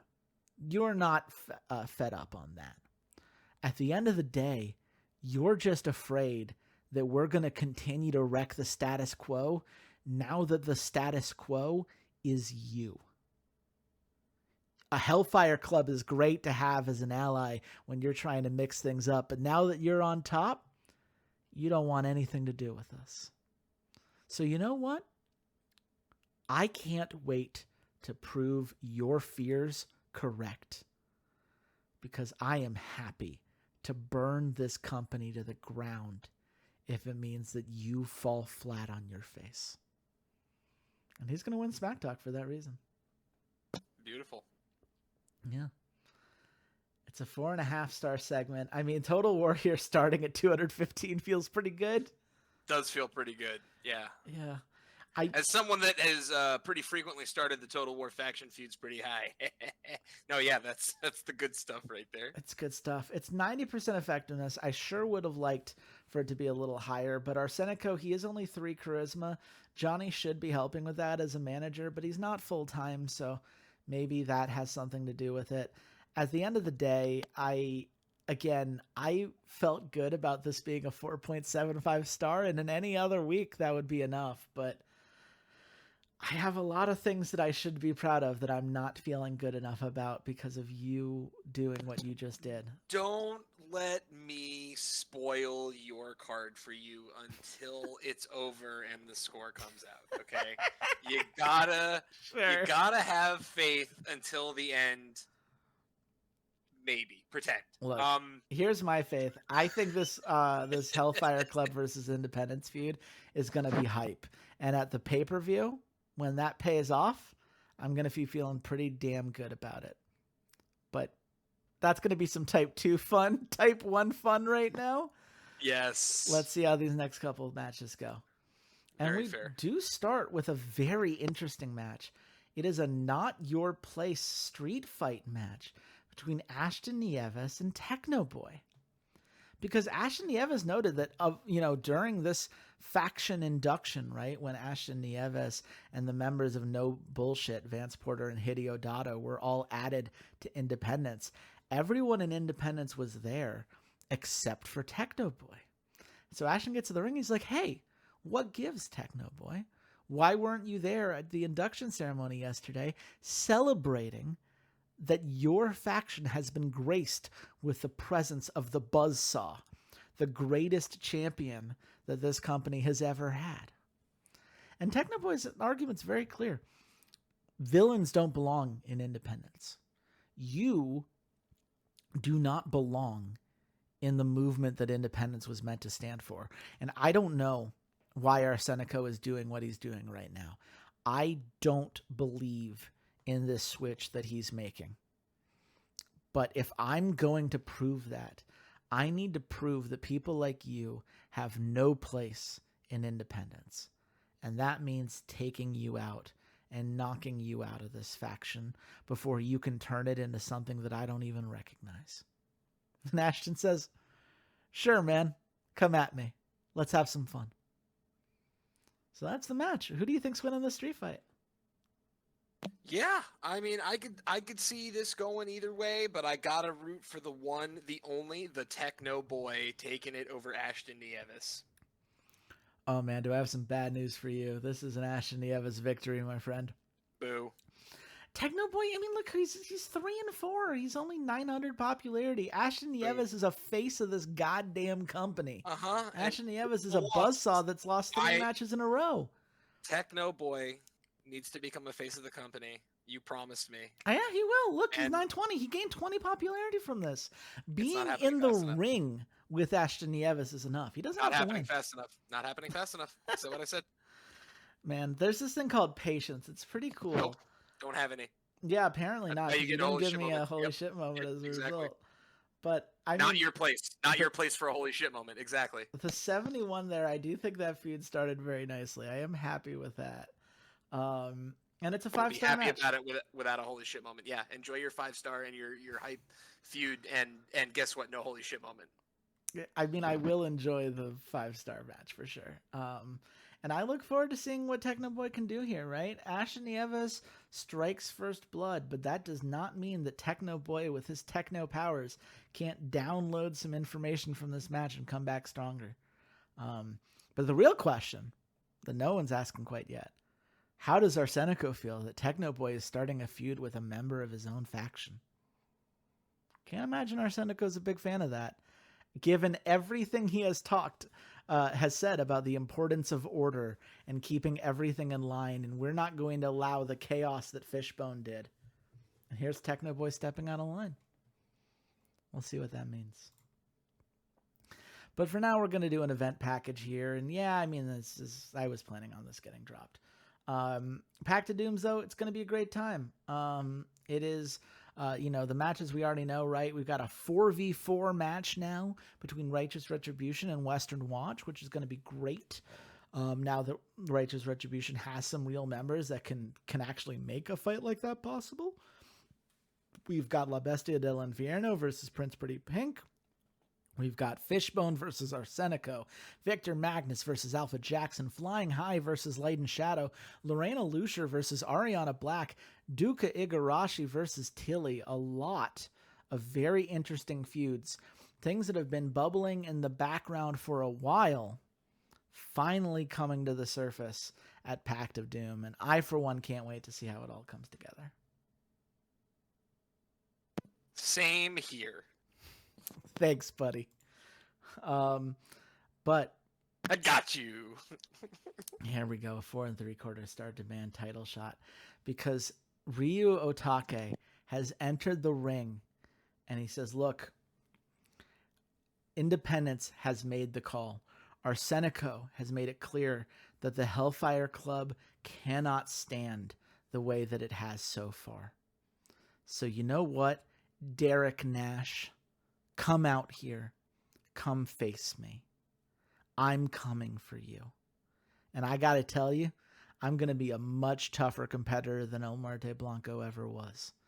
And Derek Nash comes out and he's like, look, I got this great Flame Warlock belt right now. If you think, Ryu, you have what it takes to unseat me, come and get me. I'm not afraid of anybody. I've gone through it. I've battled the best of the best. And Ryu, your number might say that you're going into a face of the company, but I've looked at your record. I've seen the matches you fought. And you are a road bump on my path to victory. So I'll see you at Pact of Doom, buddy. And that's the segment. And it pushes the Independence Hellfire Club feud hot already, which is fantastic. And it gives a little boost to the Flame Warlock Championship, which I'm happy to see.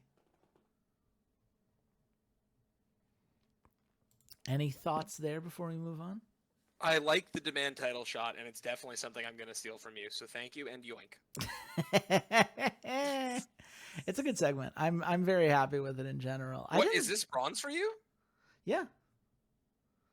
Yeah, that's this is not the first time I've done it, for the record, and it was also a 4 3/4 stars because that's its maximum effectiveness without a producer pushing it over. So I'll have to do it 2 more times before it becomes silver, I think. But can't wait to yoink. Cannot wait. Again, 4.75 felt real good going into tonight. Felt real great. Yeah. But hey, I've got one more match between Hall of Ashes and No Bullshit. 5.5 star. I really am, desperately, for sure. Look, Hall of Ashes are the new champions, right? They took the belt off of Magic Missiles. And just like Magic Missiles, they learned a very valuable lesson, right? When you are the champion, you have multiple feuds, multiple tag teams that are all trying to take your belt. What do? You accept a challenge on a weekly and tell them, you're facing me now, you're not facing me on the pay-per-view. I'm going to beat you now and prove that you don't deserve a shot at Pact of Doom. And that's what they've done with No Bullshit here. And look, No Bullshit, they need to win this one, right? Independence has made their claim that the Hellfire Club needs to be stopped. No Bullshit is the tag that they have for a 2v2 opportunity that has already been feuding against Hall of Ashes, has gotten a victory against Hall of Ashes in the place, in this feud, and would love to take this belt, really put Hall of Ashes in their place, and remind everyone that Independence and No Bullshit in particular are a force to be reckoned with. So the question becomes, does Hall of Ashes, who just became champions but have struggled in the past to set themselves apart from some of their other tag competitors before that victory, have what it takes to defend against a rejuvenated No Bullshit who have found a new home and have found their place within Independence? And we've seen the power up that can bring to some teams. Or does No Bullshit use that new energy, use their much greater experience as a tag? Sure, they've lost a lot of matches, but they have wrestled together a lot longer than Hall of Ashes. Do you think they can maybe secure a victory tonight? I think it's going to be Hall of Ashes maintaining. I don't think you're changing the belt over on a weekly. Yeah, I mean, Hall of Ashes just got it. That'd be crazy. You got a 5-star. That could be enough. It's not. That could be enough. It's not enough. Don't do this. Don't give me hope. No. It's not? I'm gonna pull a Hawkeye here. We don't need to do this. We don't need to pretend that this is going to be anything other than 4.75. And look, I got a holy shit moment. I'll take my second holy shit moment. Asher Collins spitting in Hideo Dotto's face. That's a nice 30 creativity points. And this is a really nice match for the defenders of the Rome Championship. It's a nice moment here, a good quality of challenger, a good quality of champion. We love to see it. And I'm just going to hit the button and I'm going to look at 4.75 and we're going to move on with our lives. You're right. I'm sorry for getting too eager. Hey, look, again, that has to be close though. That has to be so close to a 5-star card. Like, you know. Well, here's the difference between you and me. One of my 4 1/4s got counted, and yours didn't. That's the answer. Yeah. I mean, like Pact of Doom gets cut. I guess the solo promo did, but I had a lot more 4.75 star matches. Yeah.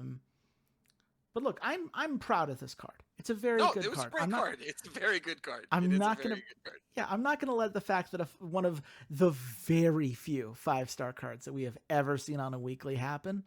I'm not gonna let that stop me from being proud of what's happened here. But I know the difference between a card that's very good and a card that is legendary. Yeah, that's fair. And look, at the end of the day, everything got forwarded the way I want. The fact that the total war between Independence and Hellfire Club went hot is exactly what I was looking for. The Independence as the leader of this company with a mixture of faces and heels.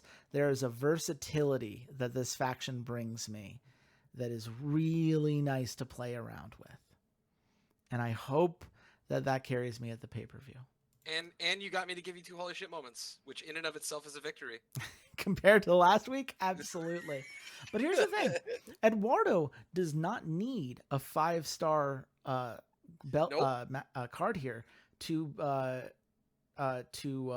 tie you.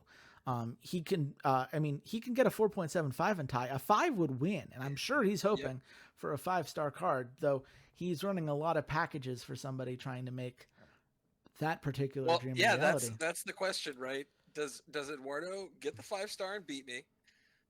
Or does he get a 4.75 and I only go half a point ahead of you? Or does he get a 4.5 and I'm a full point ahead of you? Dude, you're already a full point ahead of me.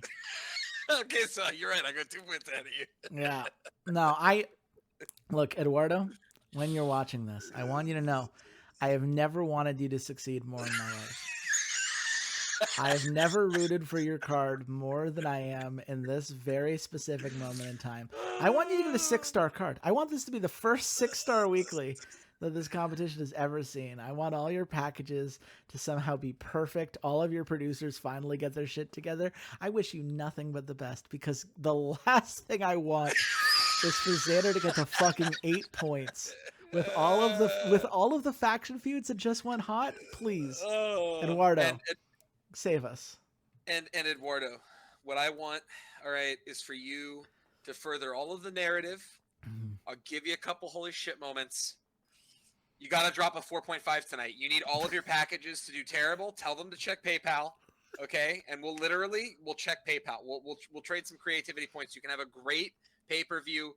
You got to drop the ball tonight. I need you to do that for me right now. And if you don't, then I promise you my new character in Cyberpunk will make every combat session that you make absolutely miserable for you as the DM. And I look forward to ruining your day. Don't pretend like that's not your goal regardless, buddy. Let's not act like that's what you're going to do regardless of what happens tonight. Chase, don't give away the game. He probably already knows, all right? But you got to come on now. Well, I'm not on your side, so I don't know why you're turning to me as an ally. Fair. You're right. We start tonight's card for the Campeonato de Luchasaur at Destination with Corazones de Lucha versus Omerta. Look, this is a feud that started very recently. They have not had a one-on-one match against each other, but they did have a very high-scoring 3-way match where they both lost a Poker of Pain on a weekly show earlier this month. The Corazones de Lucha were at 1 point champions of the Guardianes do Picaro Masculino belt and have proven that they are capable of that. They're also on a 4-match loss streak. They have struggled to find their footing since dropping the belt And when they're not fighting the Hiroshima Hotties, it can be hard for them to find their place here. But Omerta are also very hungry for this, right? They've finally had a couple good matches in. They have 2 4-4 competitors beloved by the crowd, some big match specialists, some workhorses, some gifted acrobats. They know how to put on a show. And a win for them against Corazones de Lucha could be huge in terms of boosting them up the card. And we know, at the end of the day, the Campeonato de Luchasaur, more than anything else, is known for matches where anyone can win at any given time. There is not a single wrestler in that promotion with fewer than 3 losses, right? Everybody has their strengths and weaknesses. Everyone has their moment to shine. So the question is, do the Corazones de Lucha snap this loss streak, get another win on the belt, battle their way back to 500, and secure their spot as firm main eventers and top challengers for the belt? Or do Omerta, this young, promising tag with some incredible talent on their side, get a victory tonight and boost their way up the card, potentially becoming main eventers in their own right? It's going to be Corazones de Lucha securing their win tonight. You are absolutely right. It is a Corazones victory. It's a 4.75 star match to start the card.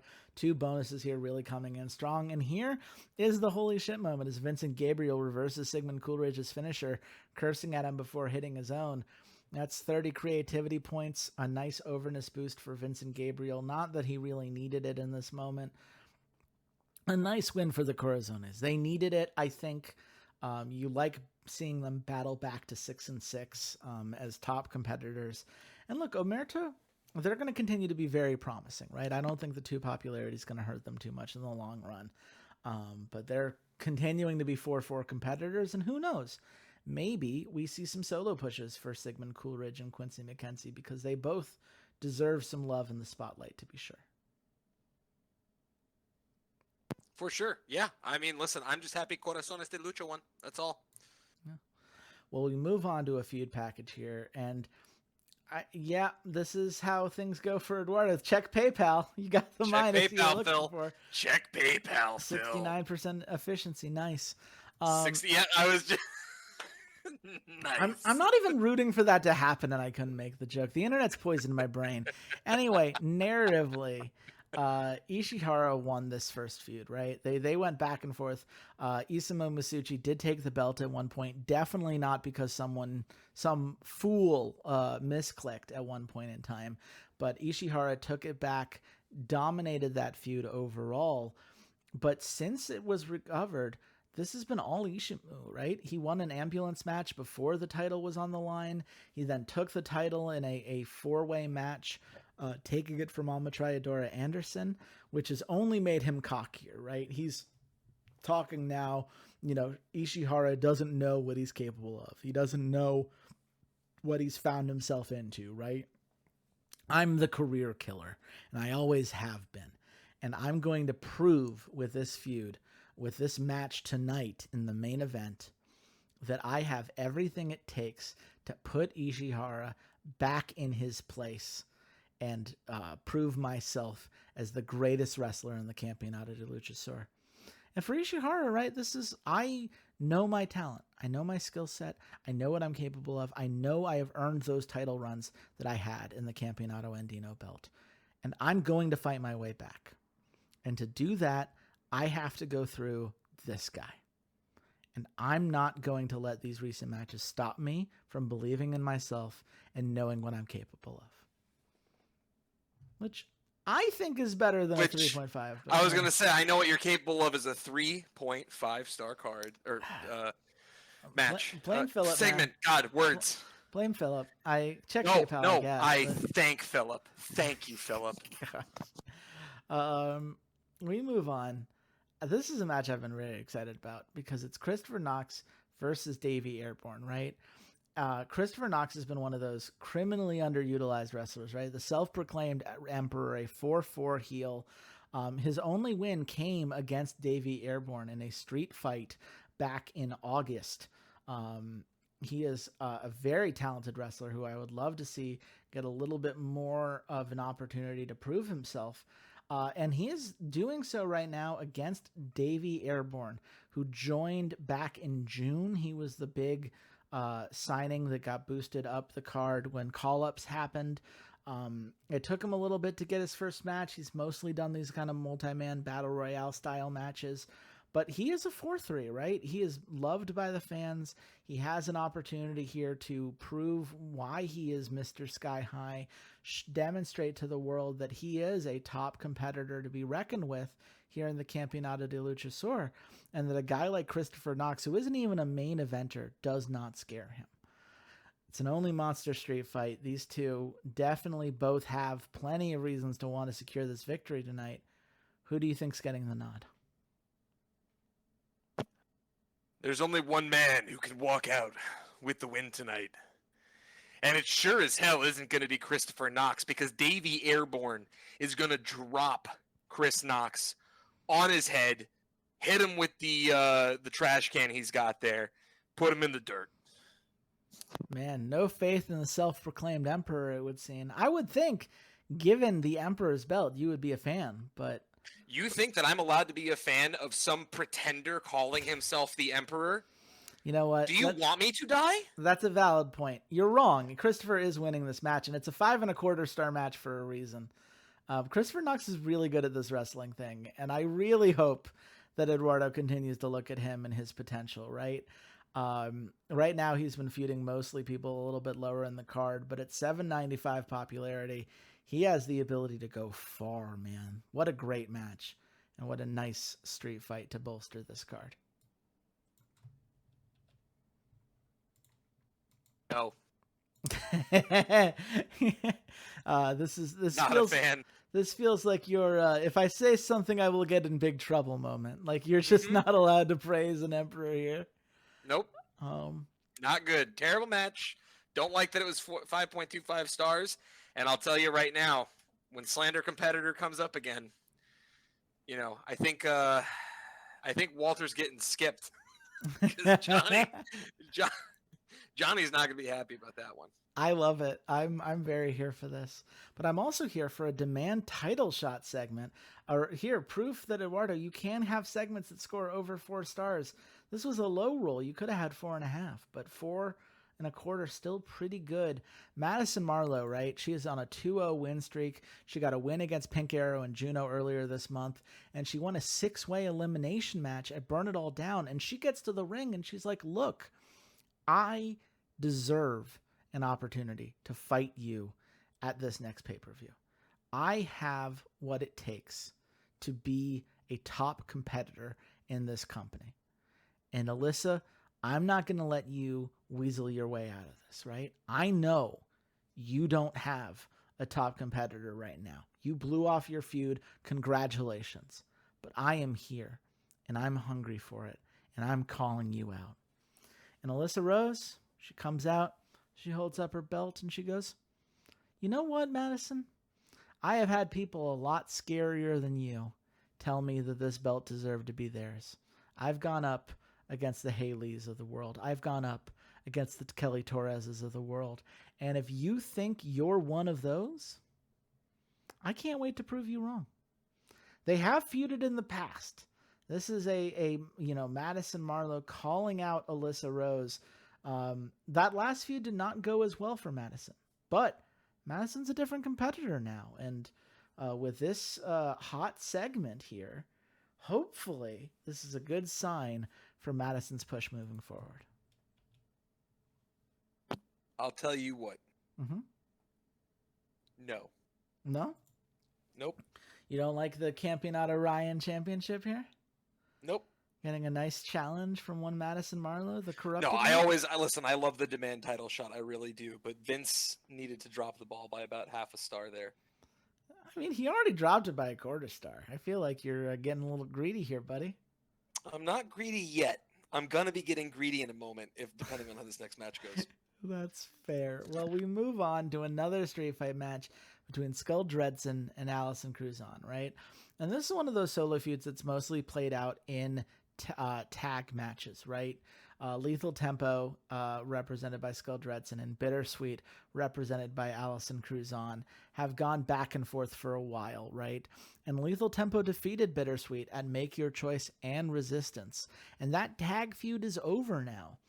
But Allison Cruzon is not done with Skull Dredson, right? She lost that first solo match against Skull Dredson, and she's only had 2 solo matches so far. But she believes that she has what it takes to make a legitimate solo run on her own. She does not like the idea that she is presented as someone who is carried by Lulu Cherry. She believes that she has all the skills necessary to take Skull Dredson down.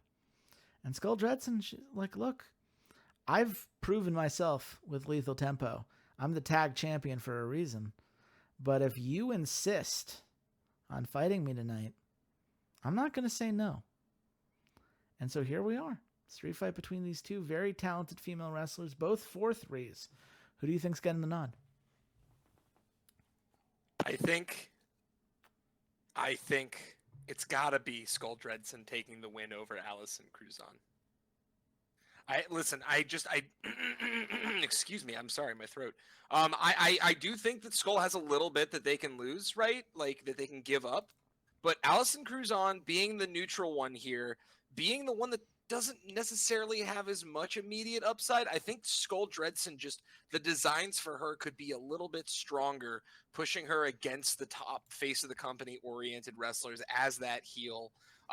And you know, like I said, I just also like Skull's look. Skull Dredson's look is a little bit cooler, so I'm rooting for Skull Dredson. Look, no one is insulting Skull Dredson's fashion sense. It's a great look. It's a great outfit. But Allison Cruzon is winning this match. Okay, I'll allow it. Because again, this is a company in which anyone can win at any time, and Allison needs a win to prove herself as a solo competitor. It's a huge boost to her overness and morale. Skull Dredson takes a little bit of a morale hit, a surprising amount, one could say. But at the end of the day, she's doing stuff with Lethal Tempo. They're going to be just fine. It's a 4.5-star match, and it is a holy shit moment as Allison Cruzon hits Skull Dredson with 3 consecutive finishers. I promised Eduardo holy shit moments, but only on the matches that don't go the way I need them not to. That's fair. And then look, 4.5 stars. Great match at any other point in time. He's really relying on that 5.25 right now. But we move on to a video package about the House of Hardcore. And Philip Keller is not beating the allegations of being on PayPal. Check PayPal. And look, I like the House of Hardcore a lot, right? Gambler and Cameron Johnson held this as a 2-person faction for a while, but they just added Poker of Pain and Ama Triadora, right? Poker of Pain have very much been in the tag title picture for a while. I believe they're the current champions, which gives them a huge boost to their prestige. And Ama Triadora Anderson was the Campeonato Andino champion for a while now, right? He did drop it to Isamu Masucci, but he is a top-tier competitor, definitely someone in the face of the company standings. And so this is one of those, like, has the faction struggled? Yes. When it was just 2 people, is it hard to keep up as a faction when your numbers are so small? Absolutely. But with these additions, the future's bright. And I think that's a very optimistic segment for them. And it's a damn shame that this game refuses to give anything above 4 stars for any package that Eduardo has ever done. Listen, I really do like the House of Hardcore. I like Ama Triadora Anderson and Poker Pain, and I think that, you know, this is a wonderful highlight of them. And also thank you, Philip Keller, for potentially setting me up for success tonight at Eduardo's expense. God, I hope that main event package is good. But we're going to get there.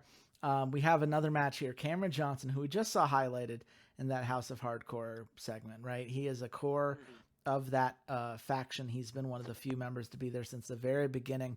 And he is going back up against Ed Thompson, who he feuded with in the early days of the Campeonato de Luchasaur. Now, the two of them battled to a 2-2 tie if you look at the overall score, but Ed Thompson ultimately won the blow-off street fight at Starlight back in May. So you've got these two competitors, right? Cameron Johnson, he's here to prove how much he's grown, right? He's won feuds since then. He's had some big matches, some big opportunities. There's a reason he's only 19 points away from starting his own Face of the Company journey. That he is here to stick it to Ed Thompson and prove that he deserves to be in this title shot. But on the other hand, you have Ed Thompson, who wants to prove that he deserves to still be in a title picture, right? He had that deserve the shot feud against Amatrayadora when Amatrayadora won that contract. He feuded against Amatrayadora in multiple matches when he had the Campeonato Andino title, including a victory in a match where the title wasn't on the line. So he proved he can beat a champion of the highest tier belt in this company. But he has had few and far between opportunities since Isamu Masucci took the belt. And so for Ed, he needs this win, right? He needs to climb up the card himself, certainly, but he also needs to show everybody it was not a fluke that I was in that title conversation, right? It's not just that I happened to be feuding Amatrayadora before he became champion. I am this good. I am the cowboy that the Campeonato de Luchasaur needs. So that's the question. Who's getting the win tonight? I'm really torn on this because I rooted for the heel that looked like they needed the win more, and to be doing that. But listen, Ed Thompson has a lot of upside here, and I think being on that losing streak, it would give them a little bit more parity, and make this feud really hype. So I'm gonna go with Ed Thompson to win this one. You have chosen wisely, my friend. Ed Thompson picking up where he left off. It's a 4.25 star match, which is a little unfortunate. Puts Cameron actually got a big boost from the House of Hardcore segment, I suppose, that had put him all the way up. Oh, wow. Yeah, so, he was only 2 points away. Yeah, I mean, no, he was over, actually. Sorry. Yeah, but he went down. I don't know how, because this is only 8 popularity. Whatever. I'm not going to argue with it. What? It was a nice... Was there another one that had them? No. Huh. Nope. I don't know, man. Maybe he got a specific boost for some reason. I have no answers for you, but either way, I mean, look, the journey doesn't start until the end of the month anyway, so yep. It's a fine thing here. The downside is a 4.25 star match is not what Eduardo necessarily needed at this moment. It is a great start to this feud, right? I think 72 as a starting moment here, bringing them back, a huge boost for Ed Thompson. No holy shit moment here, but a lot to build from. And I love the storyline. I love that Eduardo has really put a strong emphasis on bringing feuds back, right? The Campeonato de Luchasaur is based on 2 things. It's based on the idea that anyone can win at any moment, and there are some genuine rivalries here. You have your faction rivalries, and those feuds have all come back. But you have so many individual rivalries that it's hard to have the same feeling of individual hatred that the Campeonato de Luchasaur brings, because they often only have one feud at a time. Yeah, so can't deny that. If you have one feud and you're like, no, this motherfucker I need another shot at. Yeah. I love the narrative that brings, and I wish Ed the best, even if this isn't the strongest score. We go to the main event package. Okay, Philip. Okay. That's fine. It's a fine segment. It is fine, Phil. 4.25 for a package. Fine. Does well here. And again, it's just more hype for Isamu Masucci versus Shichiro Ishihara. This is a feud that matters a lot to Eduardo, obviously. It's a feud for the top belt. It's a feud between 2 faces of the company. He is putting every resource he has into boosting this. But also, very importantly, that was the last one he needed to unlock the 3rd level of the production facility. And if he chooses to take it, he's going to have 2 matches more than everybody else at every card moving forward. And he'll never have to do a production segment again if he doesn't want to. Which I gotta be honest, from talking to him, I think he would greatly prefer to never do one of those again. Totally he would much prefer. What's the cost on that? 450 creativity points. Oh boy, okay. He really, like, you starving him last week was really cruel, honestly. And in Hmm. hindsight, very mean. This may be something. Definitely no argument that it could be tactical. Yeah, I mean, I think that's where you went, but let's see if it paid off because we do have a ladder match between Isamu Masucci and Chichiro Ishihara. I've talked about this story already numerous times. I don't know what there is to add outside of the fact that Chichiro Ishihara, 3-match loss streak, desperately wants the win, desperately wants the belt. This is his belt. It's a belt that matters so much to this guy, and losing it to Amatrayadora Anderson was heartbreaking. Seeing Isamu take it was so much more viscerally frustrating, right? Because it's one thing to lose the belt to a guy who's talented, but that you ultimately didn't see coming. It's another to lose it to the man you hate more than anyone else in this competition. Nizumu Masucci. He's had it just for a month. He's already successfully defended it once. He wants nothing more than to put Ishihara in his place, to win this ladder match and put a statement going into this next pay-per-view. Who do you think's getting the win? I think it's going to be Isamu. I don't think that you're changing a gold belt, inside of the first month.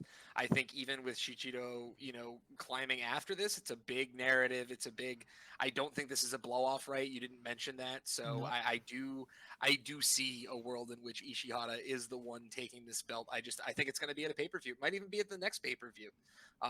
Which is why you've got, the 2 title defenses in already. At least, if it's a good match, the rain won't be hit so hard. But I don't think it's happening tonight. I think Isamu takes the win. Isamu does indeed take the win. It is a 5-star match, which is big because that's the one that gets doubled. Equally big, the feud between these two has gone hot. That was a big goal for Eduardo on this card. No holy shit moment there, but a nice boost to the Campeonato Andino Championship. And a 5-star match, well deserved. So the question is, with that doubled, looking at this card, is it enough? The 5 1/4 here. The 5 1/4 is big. The 5 1/4 is big. Is it enough? Come on. 4.5, 4.5, 4.5, 4.5. 4.75. Y'all split. All right. I mean, look, Damn. that speaks to the quality. It's the consistency, right? Yep. Eduardo was more consistent moment to moment. But at the end of the day, man, you are going to let's look at the night first of all. I do pretty well here from a fan perspective. You of course crush it. 5-star card. That's insane. Eduardo somehow loses fans, which is absurd on a 4.75. And Walter, this was a bad time to unfortunately get low rolled. And some of those were a little silly. And the no holy shit moment, I can hear the frustration in your voice now, and I don't have a good answer for you, and I am sorry about that. I have a good answer. Get wrecked, nerd. Look, you're the heel. You can do that. But look, Stanford Wrestling Alliance, look, they're at least Reputation 5. They're standing strong on that. Campeonato de Luchasaurus stays strong. No reputation hit is very important for them because they do not want to fall to Reputation 6. You get 5 points. I remain the Reputation leader right now, which I'll take as a win, but you certainly win the night. There's no doubt about that. And here's what this means for the standings. With this, you and Eduardo both get a half a point, which means you are in the lead at 7.5 points right now in this competition, Xander. I am in second place with 6, which means even if I win the pay-per-view, you are still ahead in the overall standings. You have given yourself a little bit of wiggle room. But Eduardo, getting a half point himself at 5.5, if he wins the pay-per-view, he jumps me and jumps into second place, which I'm sure he would love to do. And Walter, I mean, look, man, pay-per-views are a fresh start. Anything is possible. I choose to believe. But man, oh man, are we going to have a very interesting time, especially because having talked to Eduardo, I think we might be getting a tournament to help determine who is going to take on the Nova Championship, which would be fascinating to watch come together. I'm going to have to talk to him about that because I know time is limited for him. But final thoughts here, Xander, as you take a half a point and really boost your lead in this competition. Yeah, I'll be honest, after the first weekly that we did in this set, I was pretty bummed because I got low rolled on 4 consecutive, pieces, segments, and matches. But we pulled it back last week. And this week, again, we said it during a brief moment. This is one of the cards of all time. And I got to say that, given that it was, I think this has to be the cheapest 5-star card anyone has ever put out. And so I'm going to take that, even though I don't get the full win. Eduardo still had a phenomenal set of weeklies. I don't want to knock him because, he did good stuff.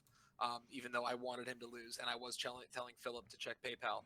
But, I think that some of the stuff I've learned from you guys, some of the stuff I've managed to pull out on my own, and some of the stuff that Johnny and Executioner and everybody at Glory of Legends have cooking, it's working right now. It's pretty hot. It feels good. And I really, really can't wait to see what we all bring together for this pay-per-view, especially because I made some bank tonight. Yeah, it's going to be quite the pay-per-view. I very much look forward to seeing what everyone has in store. We will be back maybe with a tournament. Stay tuned to this YouTube channel to see if we have an extra special segment the way we did with Walter last month. But at the very least, we have a nice pay-per-view stream, a silver pay-per-view on Thursday at 6 p.m. Pacific time at twitch.tv/redshirtking. Be sure to be following over there. We'd love to have you. We love doing these pay-per-view streams, and it is great to see everyone's reactions, especially because, given the game's timing, we may end that stream with the end-of-year awards, which will determine how many of our competitors finish their goals for the year or not. Spicy. Yep. Could be a very fun time. But in the meantime, Xander, where can the nice folks at home find you? You all can find me on all the socials at Tentacle Coach. But more importantly, as always, please go follow Brooklyn College Esports. Right now, our League of Legends varsity team is not only in one, but 2 sets of playoffs. One of them in finals in the Super Elite Division taken on Weber State, and the other one up against Carleton Ravens on Wednesday. If you guys are big fans of the league, go check that out. But please go support at CUNY BC Esports on all socials. Go support some college students doing cool things. Yes, please go give them some love.